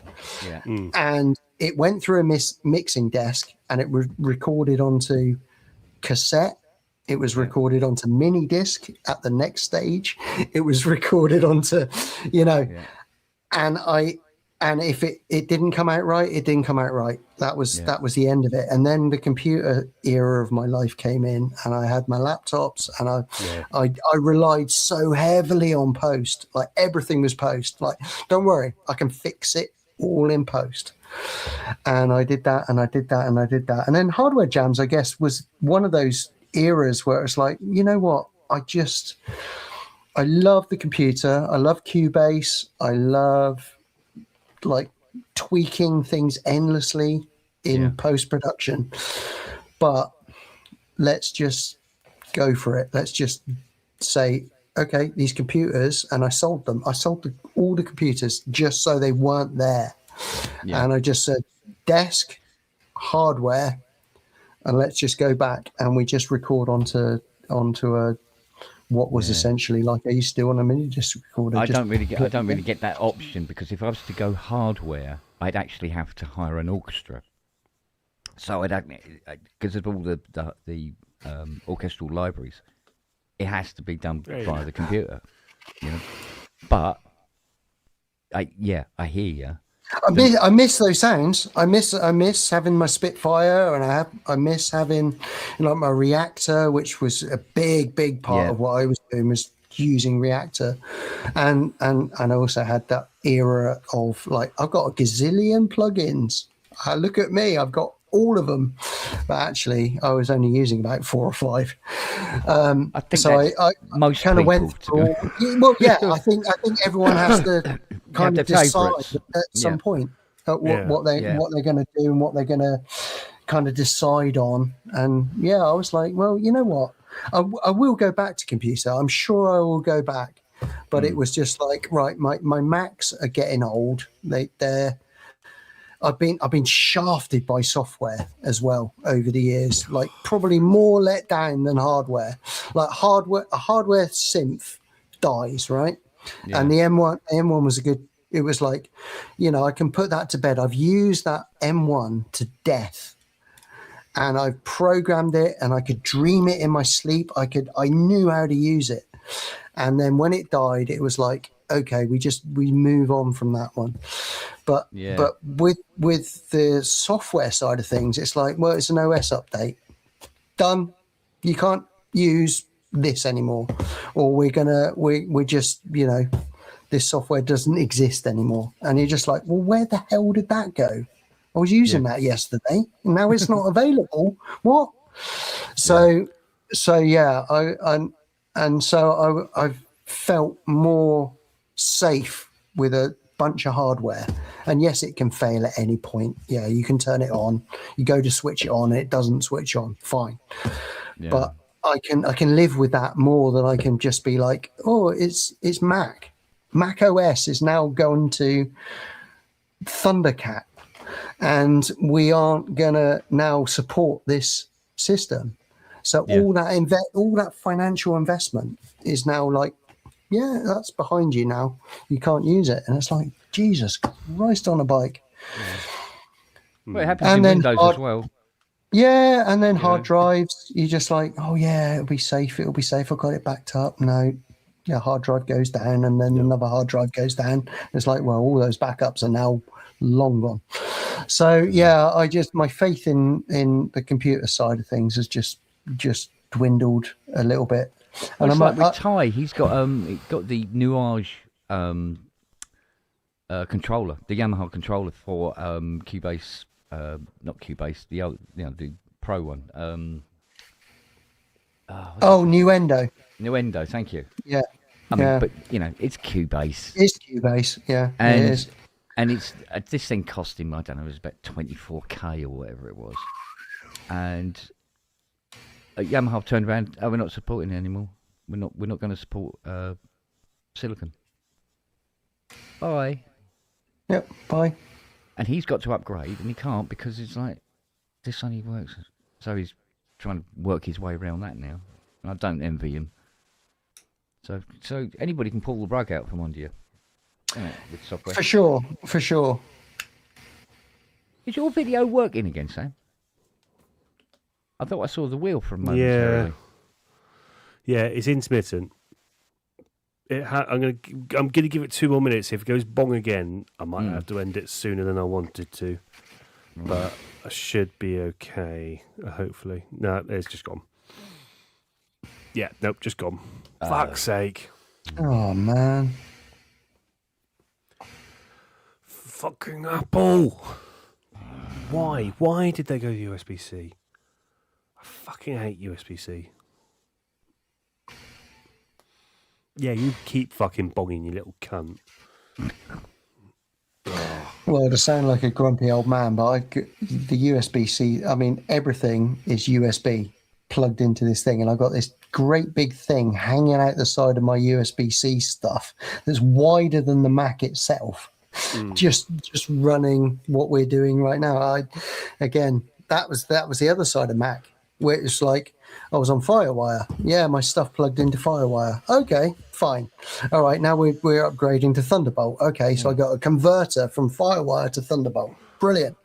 Now we've gone to the next stage where we're taking everything off the computers, and now we got a converter from FireWire to Thunderbolt to use. It's just like, well, bollocks to that. I mean, honestly, I can't. The machines. I mean, I've got a wonderful Tascam desk that sounds fantastic and is great, and I can't plug it into my modern Mac. But I can just take an audio out, plug it into a Tascam recorder, and I can. And if I get my compression and I get my EQs all right, it's gonna be all right. We're gonna be all right. So. Again, that was another reason why they just pulled the rug from under you. It's like, well, now we're just going to put this system in, and we're going to take it off of your computer. And Macs are the worst because it's just 2 USB inputs, USB-C inputs. It's like, oh, for God's sake! Yeah. Well, God's sake! The more expensive one has USB-C ports on both sides, which is useful because if one side dies, you've always got the other side. This one's only got one side of two ports. You say that's useful, but really? Why? Like you're gonna one side dies, so the other side. I mean, everything's welded into the damn thing. I mean, all my old G4s, my G5s, my MacBook Pros. Like I used to be able to get inside them. I used to be able to fire around with them. I used to be put in my own RAM, put in my own hard drives, take out the CD drive and add another hard drive. It's all gone, right? It's all hardwired in. You can't. What can you open up? Nothing. You can change a whole fucking board, and that's about it. And that's it. Yeah, and that's just gross. It's really gross. Well, it's the same with this M1 because Matt thinks that it's the RAM in this that's making my one. It'll just lock up or crash whenever it feels like it, and it does other stupid things. Like some of my really expensive software refuses to authorize on it. Yeah, the authorization side of it. Yeah, Mac needs to check it. It's not an authorized. It's not an authorized piece of software. Well, for God's sake, it comes from a massive company. Yep. Jesus. And it just won't do it. But it'll do one of them, but it won't do the other two. Right, from the same company. So it does the violin, it won't do the cello and the viola. And it's like, and these aren't cheap bloody libraries, and want to use them, and I can't. It's like, so anyway, because the RAM is built into the processor, Basically, Yeah. it's a case of, oh, it's a new board, mate. I go, well, that's a new computer then, isn't it? Yeah, it's a new computer. Yeah. Yeah. Oh, welcome Apollo Honzo. Sorry, What's we good, was chaps? mid rant. Hey, come on, cheer us up. Cheer us all up. Yeah, we're being miserable cunts. We've been We grumpy old fucking men. hate Apple. All right. Well, we're gonna probably have to talk about the 351 Cleveland then, if you. Oh, yeah, come on, let's talk about it. Bring it on, bitch. Come on. Okay. Give me that 289 horsepower every day, mate. Come on. Darn music industry, they try and ruin it just through the gear. Yeah. What are you guys up to? Getting any new stuff or make any new songs? I wish my computer would run for 10 minutes without blowing up. Me too. I'm actually thinking about getting my old Korg D3200 hard disk recorder out. Oh, that'd be cool. That's how bad it's got. I love that thing. It never fecked around at all. It's brilliant. I've still got both my oh fuck, what are they called again? Not the Zoom. Oh god, bloody unicorn. Motu 828s. They still work as a mixer. Right. And so plug them in and you can use them like a mixer. So I can mix down all my stuff on a 1U rack. Okay. Sounds great for the S6000 because then I can just take it down to 2 left and right. Yeah. I'm just about to get rid of this piece of Eurorack Behringer. What is it? It's a 2500. It's a clock sequence controller, but I had a little bit of a play. It came with. I wanted a box, and this came with it, and I had a little play with it, and it was a lot of fun actually. But yeah, it's something that's going to leave my possession because it's not. It doesn't quite. I mean, for one, it takes up a lot of space on a rack. Yeah. And two, unless you've got it into a quantizer, because it's just literally analog tuning. Yeah. So very, very cool. And I imagine in the 70s when this was the kind of way of doing things, it was kind of interesting. It was also a lot bigger. Yeah, it was It's also a lot It's bigger. a lot bigger, yeah. But yeah, Remember repairing one of them? What a bastard that was. Any new gear for yourself there, Apollo? I got this. The last thing I got. Little Oh, hello. the little Roland Go Mixer Studio. Oh. And it's cool. You can just plug it right into your cell phone and then bring a piece of gear with you and got a mixer for your phone, and then you can stream while you're on the road or, shoot a video in the woods or whatever. Oh, That new teenage mix engineering one, that little mixer they've done. No, this is the Roland. That was, Hang on a minute. I think pretty I've got cool the bit of fucking kit. thing working. Yes, I've got it working. Oi. Look at that. Yeah, it's sweet. And then it's not an auxiliary, so I wanted to do some vertical streams, guys. Because they're so popular and the algorithm's separated from like desktop to mobile. Uh-huh. So, I could just take my line out of my studio and plug it right into that auxiliary. Everything, all the channels come in crystal clear on it. Really nice little product. Fucking ugly cunt. There we go.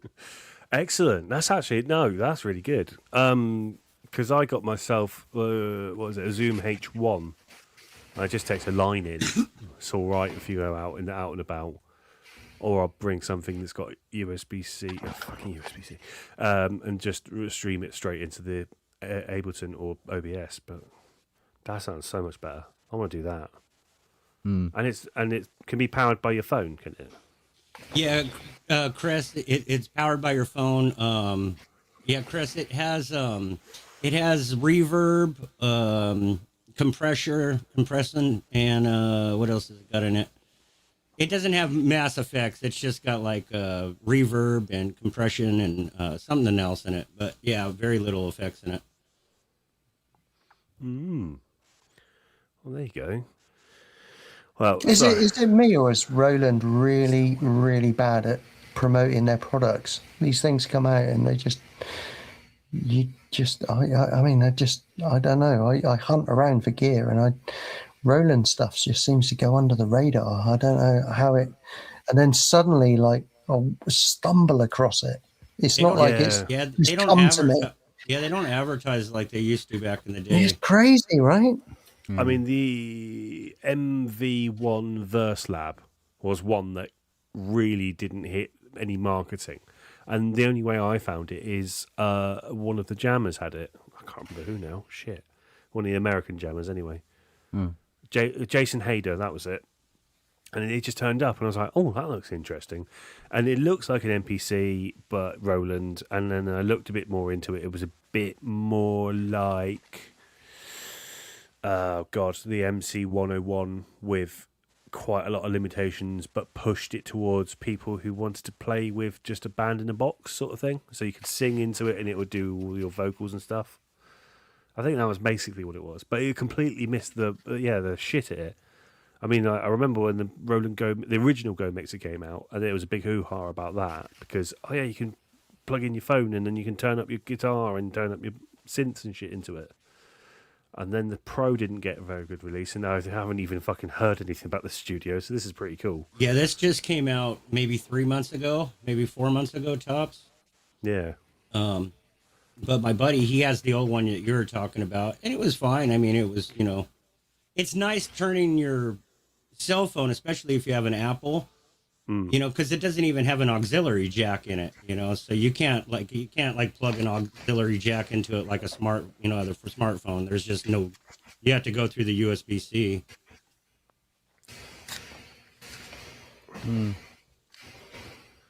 Mind you, I mean, as far as Roland are Don't concerned, talk about it's only a Apple, tiny bit of their market, isn't it, really? Because I think their drum market's 20 times bigger than their synth market.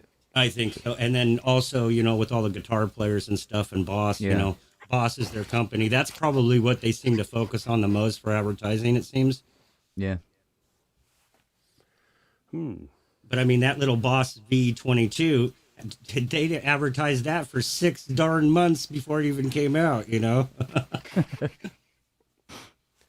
I'm going to fucking email these cunts who fucking fix my computer. It's not fucking fixed, cunts. Fix it.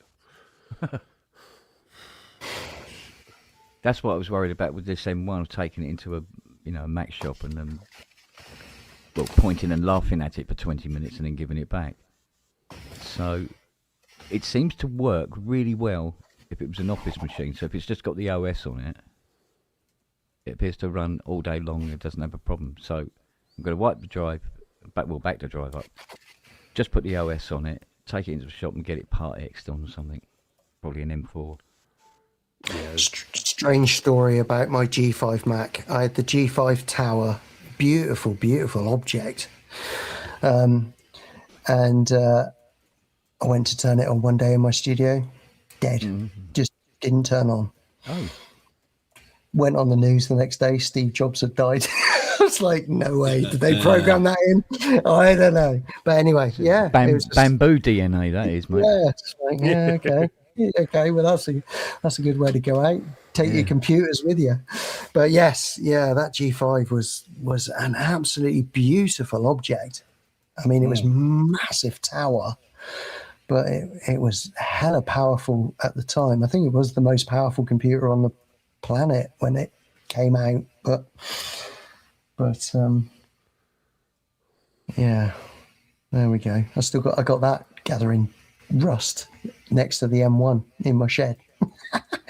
Well, because in music, acquired Native Instruments, after 2 weeks of that, my bricked Mark III controllers updated and started working. Oh, what's happening with Native Instruments right now? I know they've gone through a bit of a moment. They got bought. They got bought by In Music.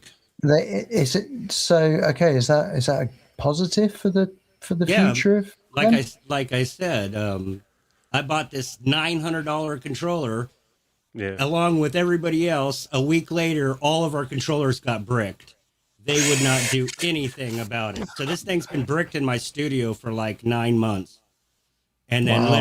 literally right after In Music's first update, literally came right back to life. Came back on. Wow. And how many people got rid of those keyboards in that time? I don't know. I put mine in the box. I tried to get rid of it. Nobody wanted it because of what happened. So Yeah, I just yeah. put it in the box. And then, when they acquired that, I waited about a week. And then I was like, I'm going to pull that out and see if I can get it working. And literally, like, that In Music update on Native Instrument, 35 seconds, and it lit right back up again. They were a really interesting company, Native Instruments, because I was always into their DJ side of things as well. So I had their DJ hardware, but they were like at the top of their game. Uh-huh. Like they were at one point, possibly. I don't know. It's a bit of hard pioneer, but I think they were ahead at one point, and they just took their foot off the pedal. Like they just dropped like their DJ stuff and just stopped existing. I mean, it was still there in hardware and it was working and software. But it's just like they just stopped. They took some hits with Machine and stuff, with bad software and non-compatibility issues and stuff like that. So they definitely had some hits over the last couple of years. And Did the that's Mac Mini what go? my Mac does whenever it feels like it. Damn. Damn. A point proven. And you can't even turn it off. You have to hold the button in and wait. Yeah. And then it turns up and then fire it up again. And it doesn't do, oh, you didn't shut down the computer properly or anything like that. It has no idea what happened. They might be Uncle Chrome because when I got on there the other day and started downloading stuff, I was actually using the old Contact, and it just said it needed an update, and it started working again. I was on 8 for the longest time. Oh, it's easier if I just mute him. Right, is it working? It's working for now. Video might drop in and out, but fuck it. Give it a crack, mate. Let's give it a spin. I fucking hate Apple. Why is that not coming through the fucking... That's going through speakers, isn't it, or something? Yeah, there we go. Oh, there you go. Ah, Kane. Come on. I just want to jam right now.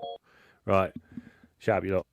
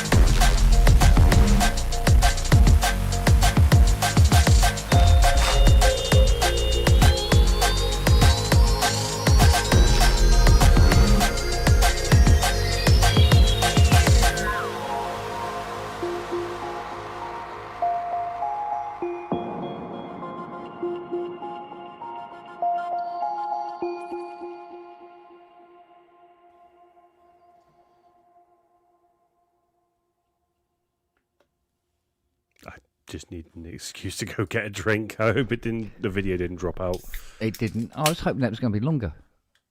Oh, it's short and sweet, wasn't it? Yeah, that's really nice. I like that. Oh, so people might not recognise this from the challenge stream through because this was the half or double challenge. That was one of my mad fucking ideas. So what? That was a half. Yeah, so that the idea being it could have been 4 minutes long, it could have been 1 minute long. I think Kane's got played at half time actually. He's still playing silly buggers. Well, 5 up though. Well, it's still dropping out. I'm watching the power thing. It's going from the bolt to the plugged in thing. So something data is at least loose. I'm going to assume. It's doing that M1 thing.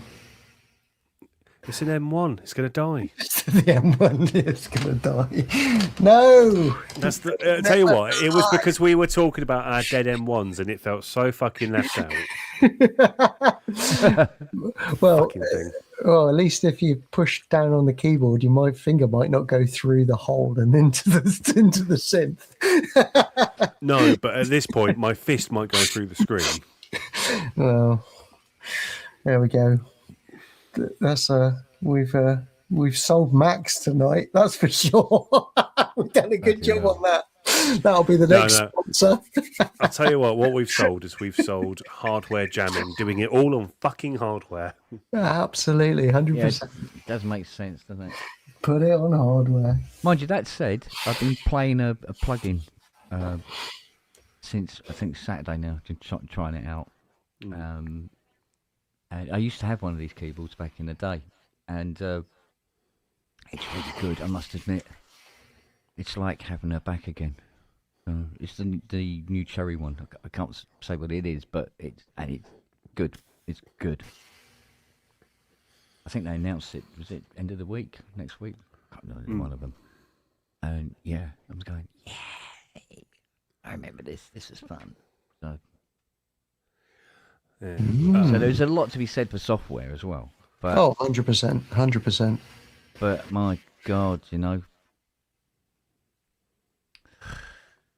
So I don't want to touch the fucking MacBook and just doing all my chat on the phone. Yeah, you know, software is just. Well, when it works, it works.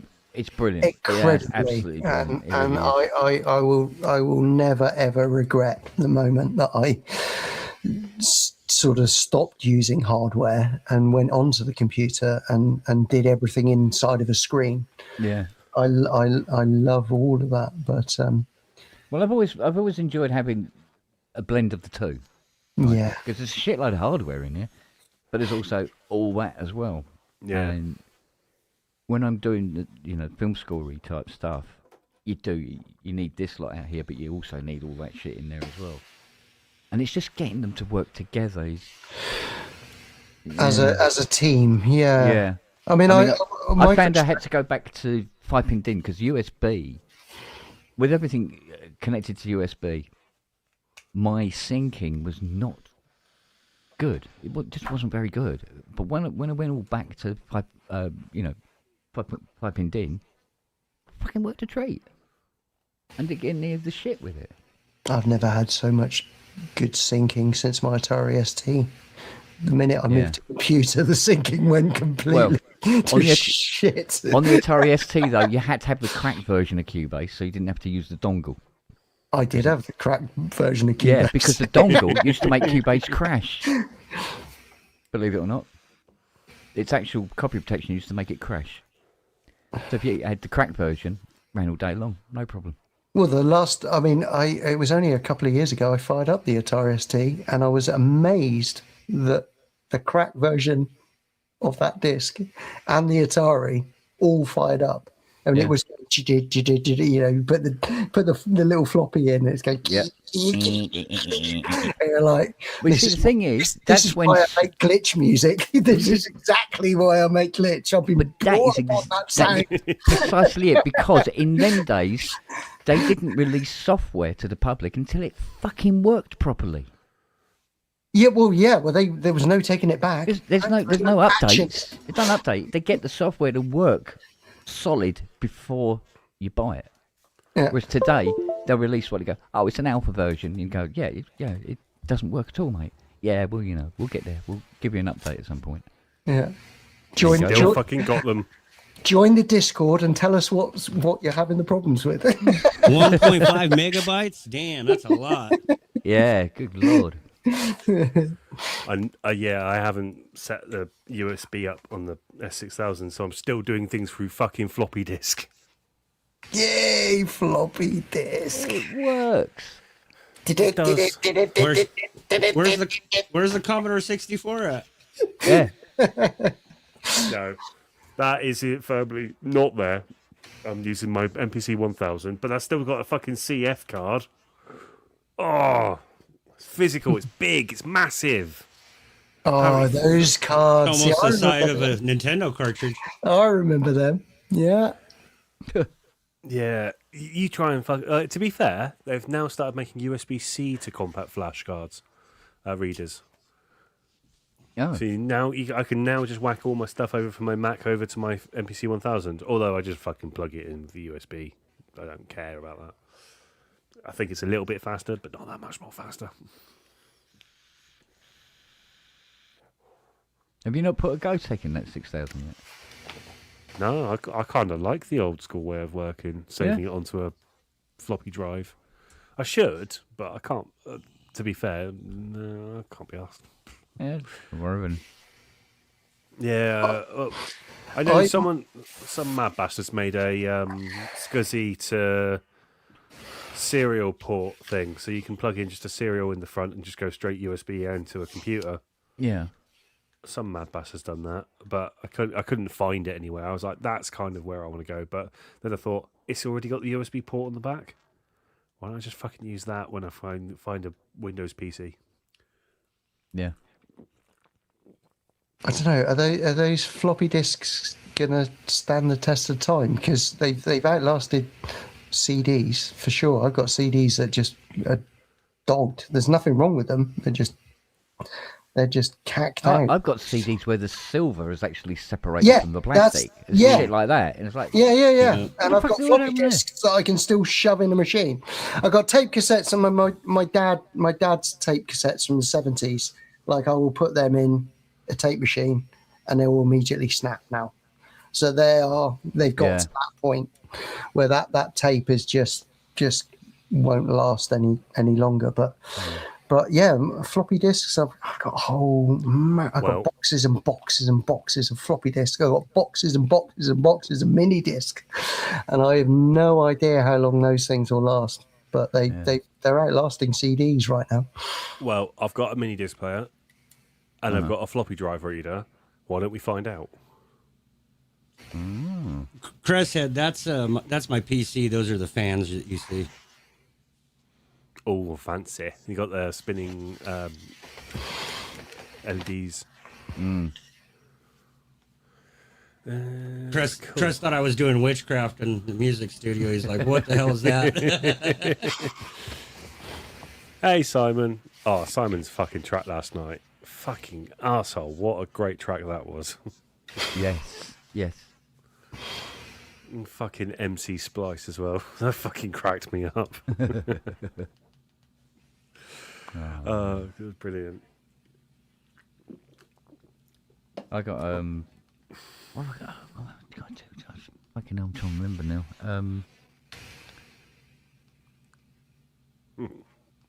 Oh no, it's gone. It's gone. I'll remember when the customer phones. That's what I think happens. the memory in a floppy drive is probably better than Kent's. Oh, my memory. Since COVID, my memory just went. Been really bad since then. Proper COVID brain. It's funny actually because Fiona actually called out a doctor in the end, and the doctor came out and said he should be in hospital. And she goes, "Yeah, I don't think he's going to go. He should really be in the hospital." No, it's all right. Showing him to the door. No, it's all right because he won't go. And if he did, he'd probably come back by himself. You won't stay. And I must admit, memory, taste, everything, it's never been the same. Such a fucking wreck. Did hardware jams actually get an increase over that period?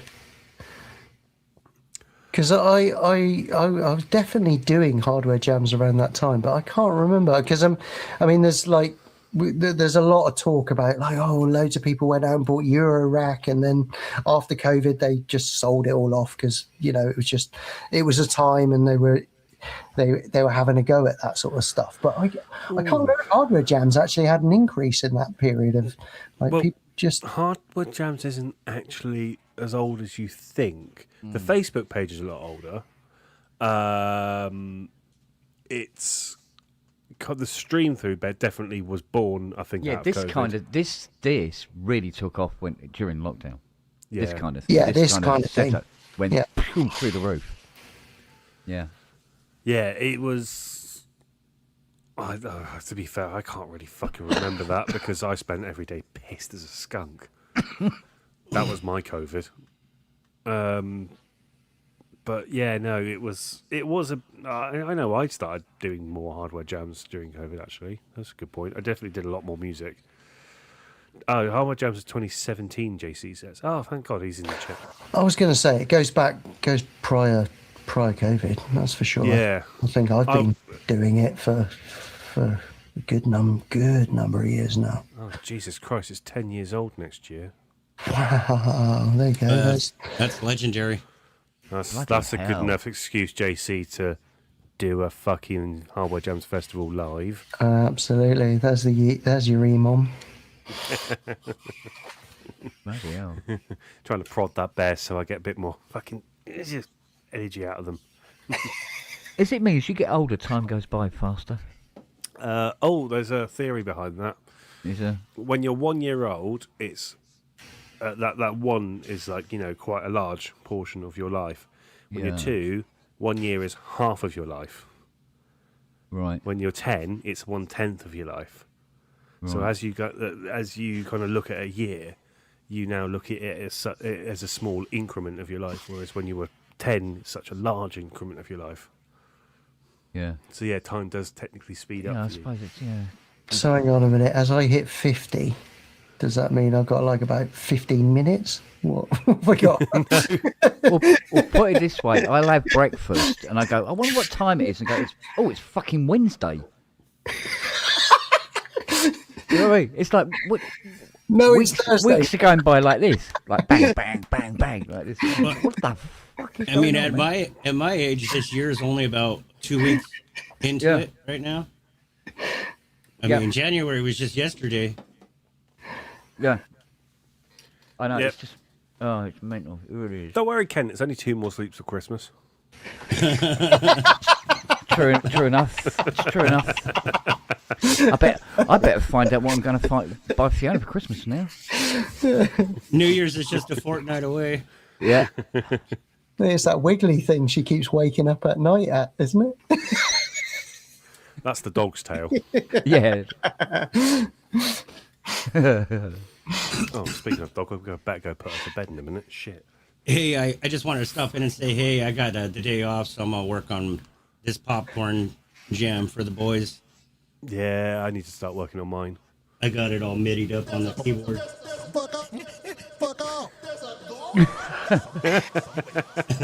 Excellent. Oh, putting your fucking vocals on keys. I've not done that in a while. It's all on bloody NPC pads at the moment. Yeah, I like the keys. I've been playing the drums and the keys too. It's a lot easier. I remember my first sampler was a Yamaha SU10, and I remember doing that for the first time, putting my own voice over a series of keys, and just being able to be like, oh, this is absolutely cool. I mean, the sample rate was absolutely horrific. Absolutely. But yeah, it was fun. Absolutely fun. Wow. It's exactly the same here. My first sampler was the Mirage. And I remember getting my girlfriend to fart into a microphone and then playing it. Literally, it was like, fuck yeah, this is brilliant. Absolutely unbelievable. I couldn't get over it. I really couldn't. And sampling lumps of records and cutting it all down and bang, bang, making up drum kits and stuff. Brilliant. Well, back then you weren't sampling up lumps; you were sampling up a second or two.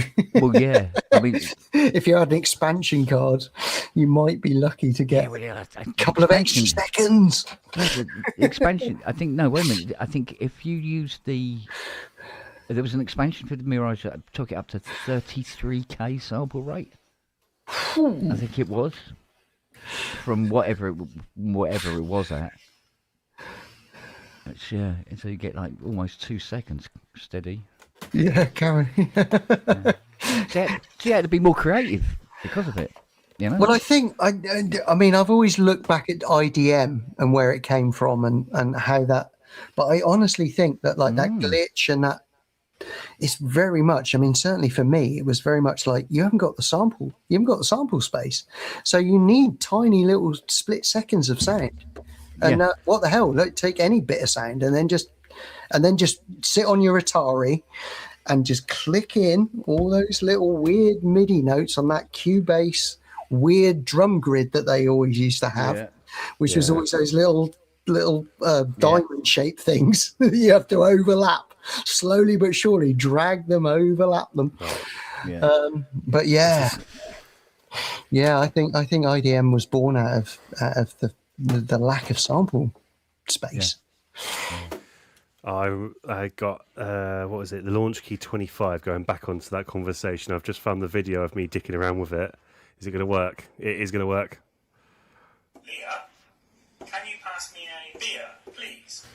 Leah, I'm very sorry. Can you pass me a beer, please? No. You're so pretty. You're so pretty. You're so pretty. What else do you want? Snack. What else? Snack. Snack. Snack. Snack. Snack.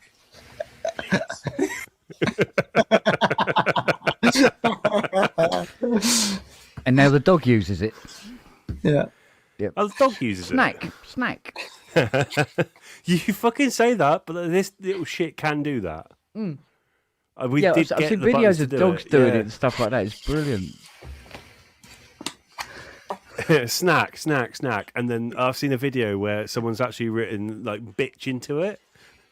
So when the mum says no, you can't have a snack, it goes bitch, bitch, bitch,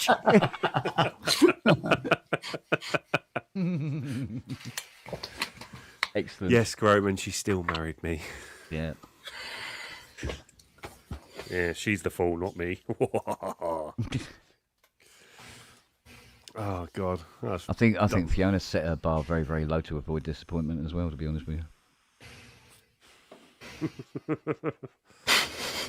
Do we have? It's 11:30 now. Do we have enough battery in the thing so I can unplug this so it'll fucking work? Let's see. I don't know. You're going to spin that wheel, are you? You're going to try. I have seen a couple of calls for the wheel. Spins the wheel. The wheel is spinning. Now my camera isn't cutting out every half an hour. We don't have that little nod to be like. Expensive notes. Is it a 404 though? It's not. Right, shut the fuck up, you lot.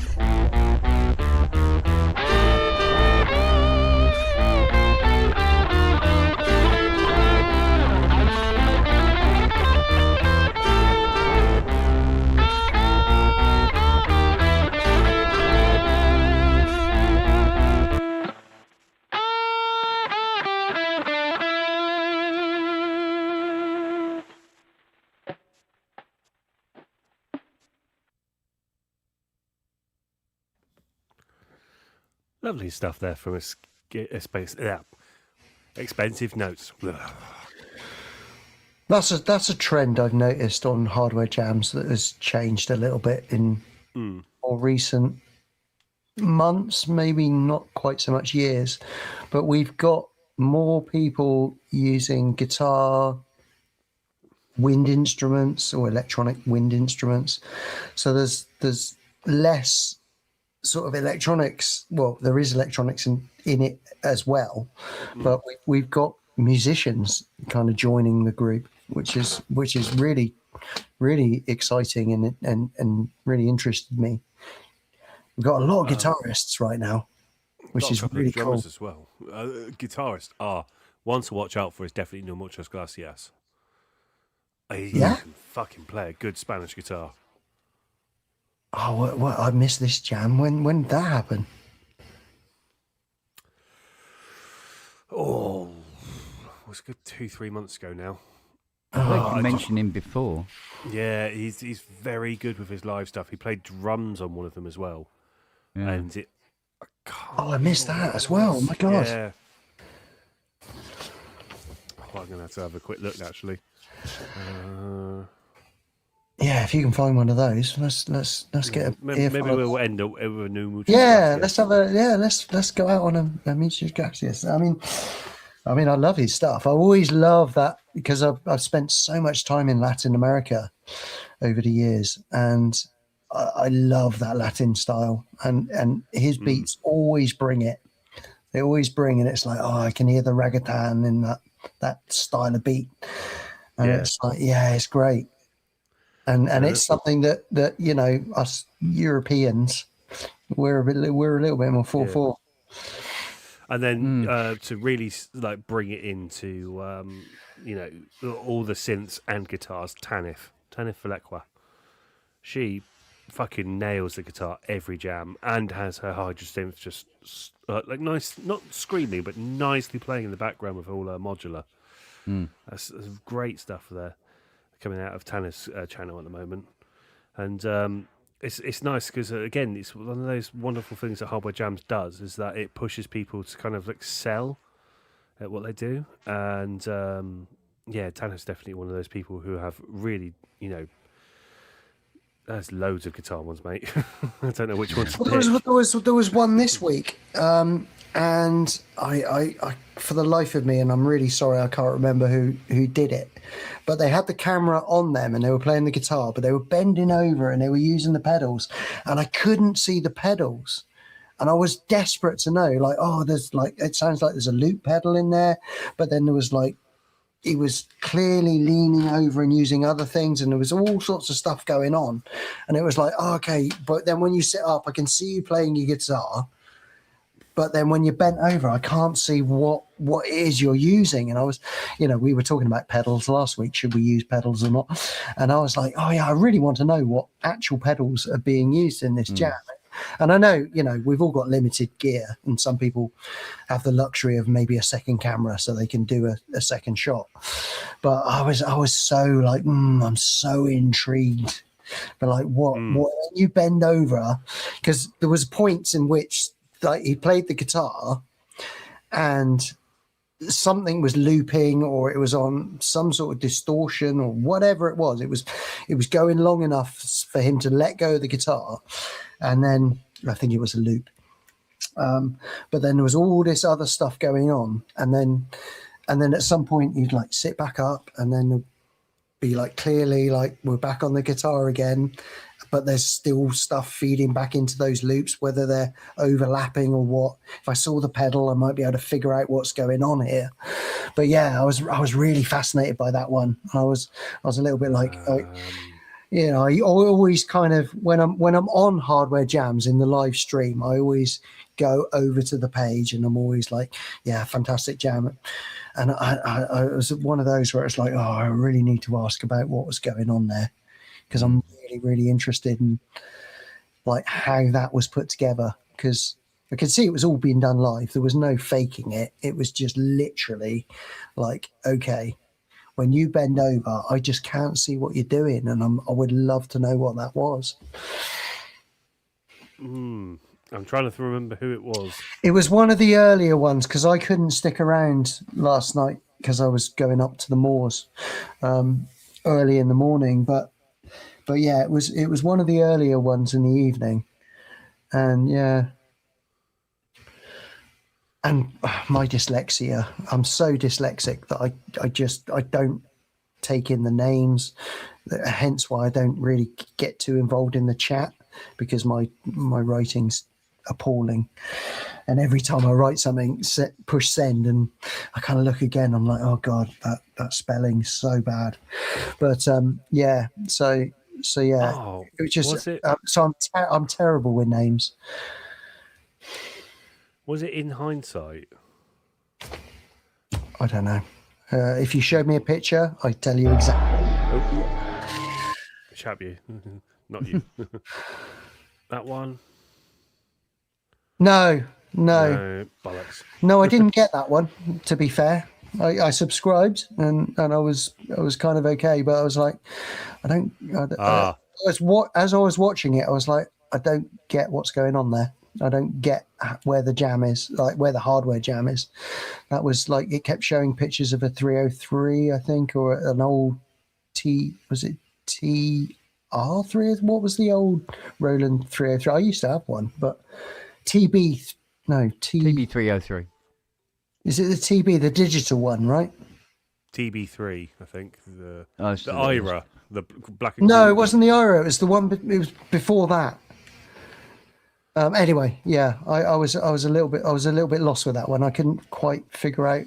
It looked a little bit to me like post production, but I could be wrong, and I'm not going to judge, but I was just like, yeah.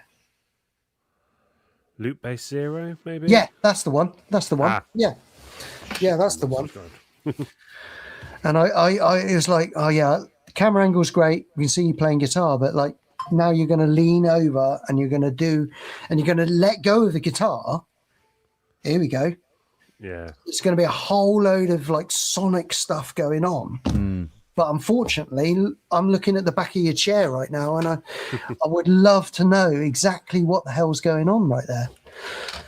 So what you're trying to say is that when people put images in place of their actual jamming because they don't have a camera or something like that, it's a little bit gutting on the internal, isn't it? Yeah, I mean, we're all. I mean, everyone. I mean, what I've noticed with hardware jams over the time. I mean, the people that consistently do hardware jams and consistently stay with the channel, they grow with the channel, right? They see what you can see them seeing what other people are doing, and people have got more camera angles, and you see people changing their camera angles as they experiment and try more and more stuff out. And ultimately, I think, as the hardware jams goes, it's less about the person and more we're really interested in your gear, and we're really interested in the, I used to think I was important, but actually I'm not. It's like, okay, we just like, I want to see your hands and how you're making it, how you're manipulating, because I might be interested in buying that piece of equipment. And you will give me a really good demo of what is possible with that piece of equipment.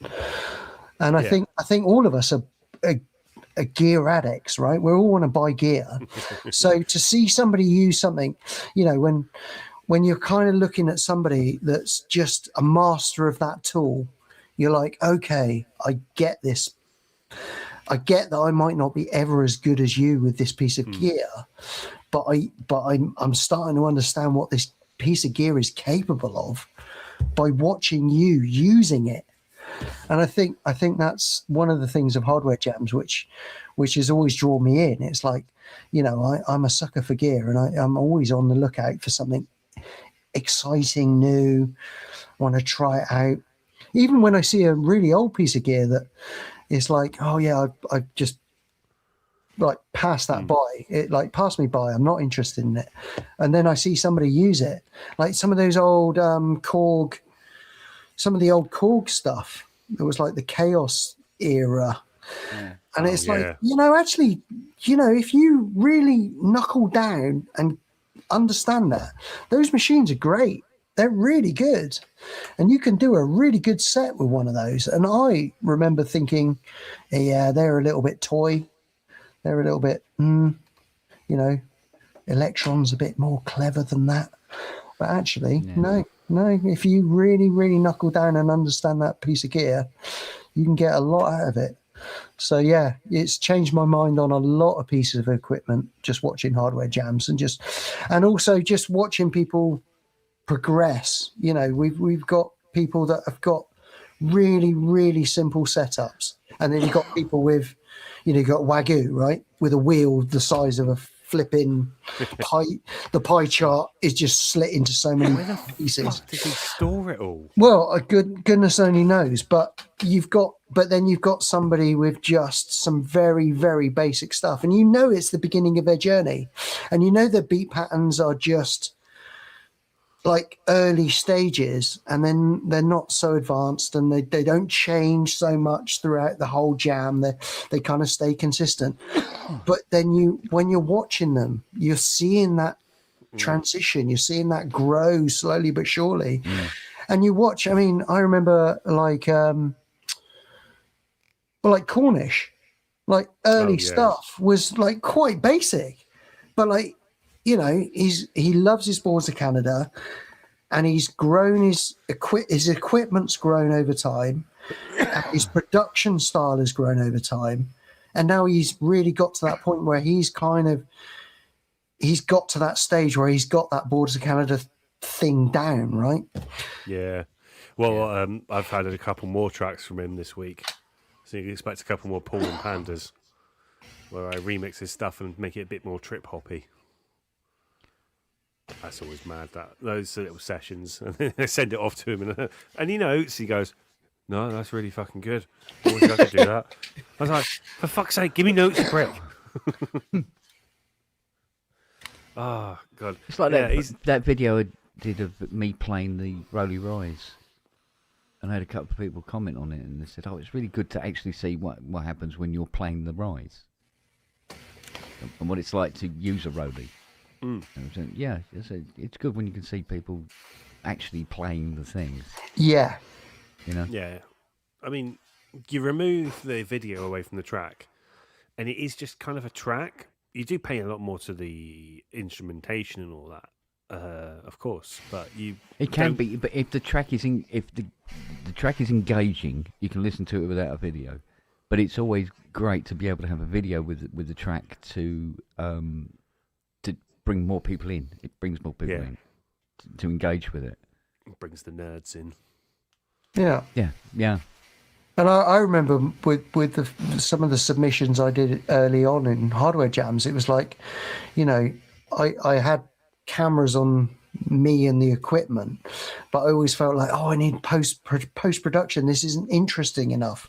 Like 5 minutes of me just twiddling stuff isn't exciting, so I need to glitch it up, and I need to put a filter on it, and I need to make it do something exciting, keep people engaged, keep that 2 minute like span going.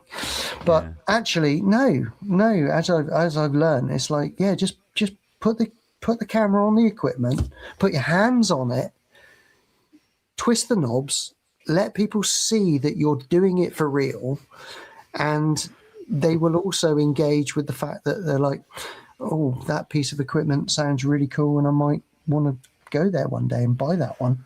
I am so fucking guilty of that. Which one? Hands on knobs? I walked into that one, I did. Fuck's sake. His arrest sheet is fucking... No public toilet is safe around his place at all. God, well, you don't live in Exmouth, so... Embellishing a video with neat tricks to try and keep it interesting. Yeah. Because like my trick this week, I've been dicking around with a program called VDMX, and this week with hardware jams, I was triggering MIDI into VDMX and getting it to, every time you hit a kick, it played a kick image. Oh, cool! Yeah, cool. Yeah, so it Nice. did that all live, and when you fed it the bass, it would only listen to the bass, and it would make it wobble and shit like that. Yeah. But it subtracts away from the gear at the end of the day. Because I very remember. I think I remember a comment from Dazza saying, "Oh, I love the camera overhead because I can see what you're doing." Yeah. Can't remember what fucking jam that was, but I must admit though, I think I get lucky because I write like film scorey stuff. The idea of it is you play it and then people create the images in their head. Do you know what I mean? Yeah. It doesn't always work, mind. You know, and that's a good way of finding out if a track actually is right or not.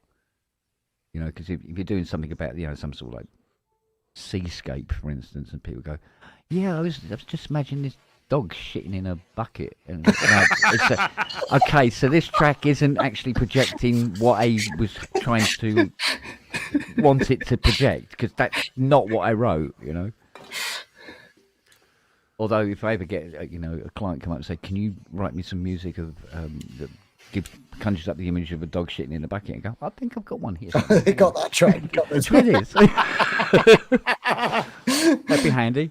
So yeah, but if you get lucky, but I want to get into the video stuff. But again, it all comes back down to if I can have a computer that can behave itself for more than 20 minutes, I want to do it, and I am still going to submit a hardware jam video. I'm going to do it. Well, at least so Grace doesn't get upset with me, give me a slap around the head. Well, what It's been Sam going on at me for quite a while now. what Sam was doing with that real time stuff, I mean, it is really cool. I mean, I was messing around with Resolume Arena. Yeah, same What sort of time?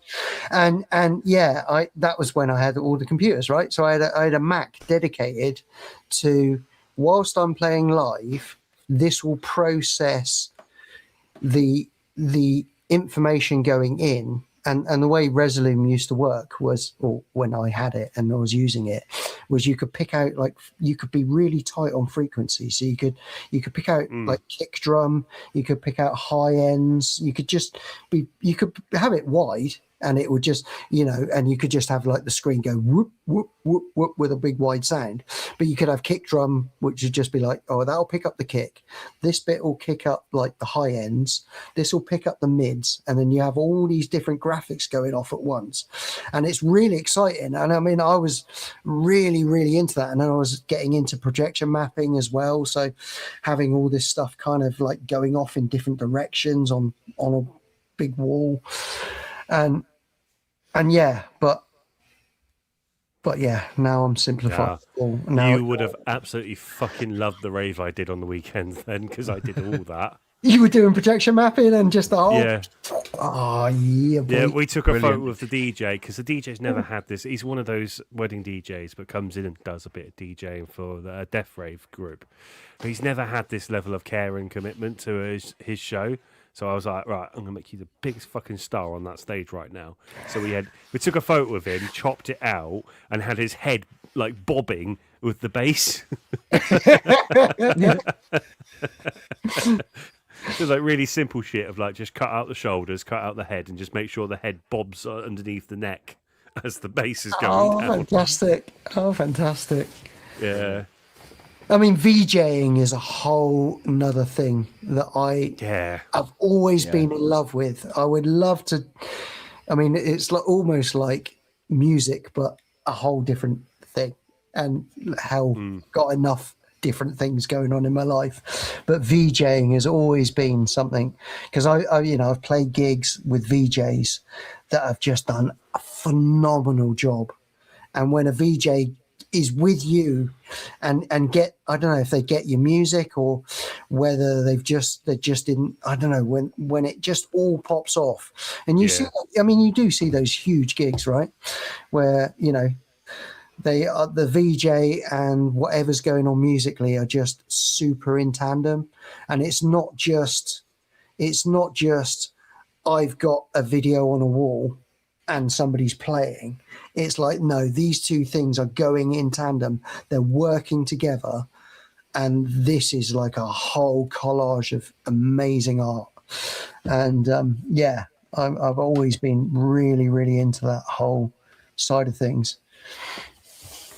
Yeah, Movement 81 are definitely Yeah, masters of that. movement have really. I think they're using Resloom. But yeah, they took it to I mean, Jesus Christ, they took it to a whole nother level. I don't even know where they do those jams. Are they in some mass? I mean, have they got a studio? What the hell have they got? Because the production level from the last I was seeing them, I haven't seen them for a little while, but the last I was seeing them, like they were in costume, like all the gear was presented in like all this cool stuff. They had all this, they had like a set, they had back visuals. Yeah. It was like, holy shitballs, this is like top tier another level now. Like hardware jams, nobody else on hardware jams is going to compete with this stuff going on. I'll fucking give it a good go. All right. Okay, well. Oh, I've got the costume, I've got the lights, I've got the speakers, I've got the fucking video. You got the Springer Spaniel. I've got the, yeah, thanks for reminding me. She's so fucking quiet. I forgot. I still haven't put her to bed. I did honestly forget I had a dog this morning, and it wasn't until about 11 o'clock this morning I was just like, got up, making a cup of coffee, and there she is, just sitting on my foot, and I go, oh, hi, Ivy. Oh, fuck, I haven't fed you. Shit. Yeah. Dad, I'm so hungry. That's what I like about mum lot. They actually put themselves to bed. You can guarantee now that Nelly and Siri are on my bed now going like this. So they just given up on you. They just she does put herself to bed, but she likes to be locked away and get a treat, and then dog dad's shit in it. Yeah, I do this thing in the morning where I give them their pig in blanket treat every morning. And they'll sit around the fridge with me and all sit down and wait for their treat. And some mornings I've come down, I'm sort of like sidetracked or something like that and forget to do it. And I'll be in the garden or something like working away, and suddenly I get this paw on my shoulder. Sort of like gently pulling at me, and I look around and it'll either be Lily or Siri or somebody like that, and they're going like that and go, what? Oh, I know what, yeah, okay. Oh shit, yeah, come on then, let's go and do that now. And by the time I've walked to the fridge, they're all there. I'm going, come on, give it to me. Little gits. Yeah. Amazing things. Right. We are coming up to midnight. My MacBook is now binging and bonging like nothing, so I really do need to. Well, I'm due another crash, so. And my camera might cut out. Might overheat. Technology. Hey.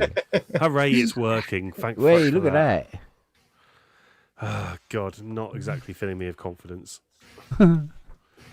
Okie dokie. Spinny, spinny, spin, spin, spin. Fuck, I've muted it, haven't I? There we go. Plonk.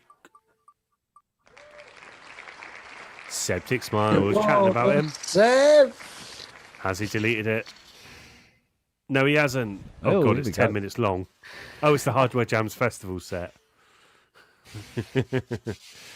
Right, I'm going to pause there. And I'm going to say, I think I'm going to wind down and say thank you very much to Kent, to Richard Doak, and thank you very much for Grace coming on tonight. I've been the Panda. I am going absolutely fucking insane with all these bongs right now, so I am going to wind it down. It's getting to a point now I'm going to lose my fucking hair and end up looking like Paul. I'll play the Hardware Jams Festival set, and then I'm going to play the No Muchas Gracias track that I was thinking of with the live drumming. Yeah. If the video does go out, I apologise in advance, but my Mac is now screaming at me, so apologies in advance. Thank you very much, and that's me shutting up for the next 15 minutes. Bye. Night all. Take care.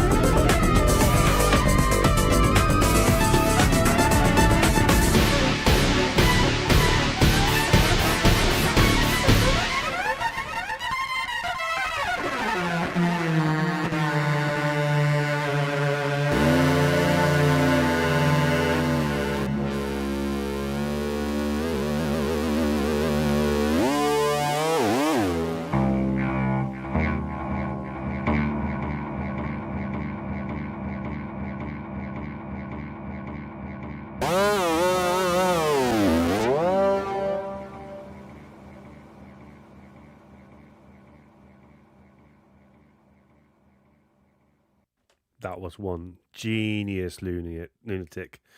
That was Seb in his prime. Closing out now with, I was going to play the drum one. I know I said a guitar one, but the drum one is fantastic. So this is No Muchas Gracias.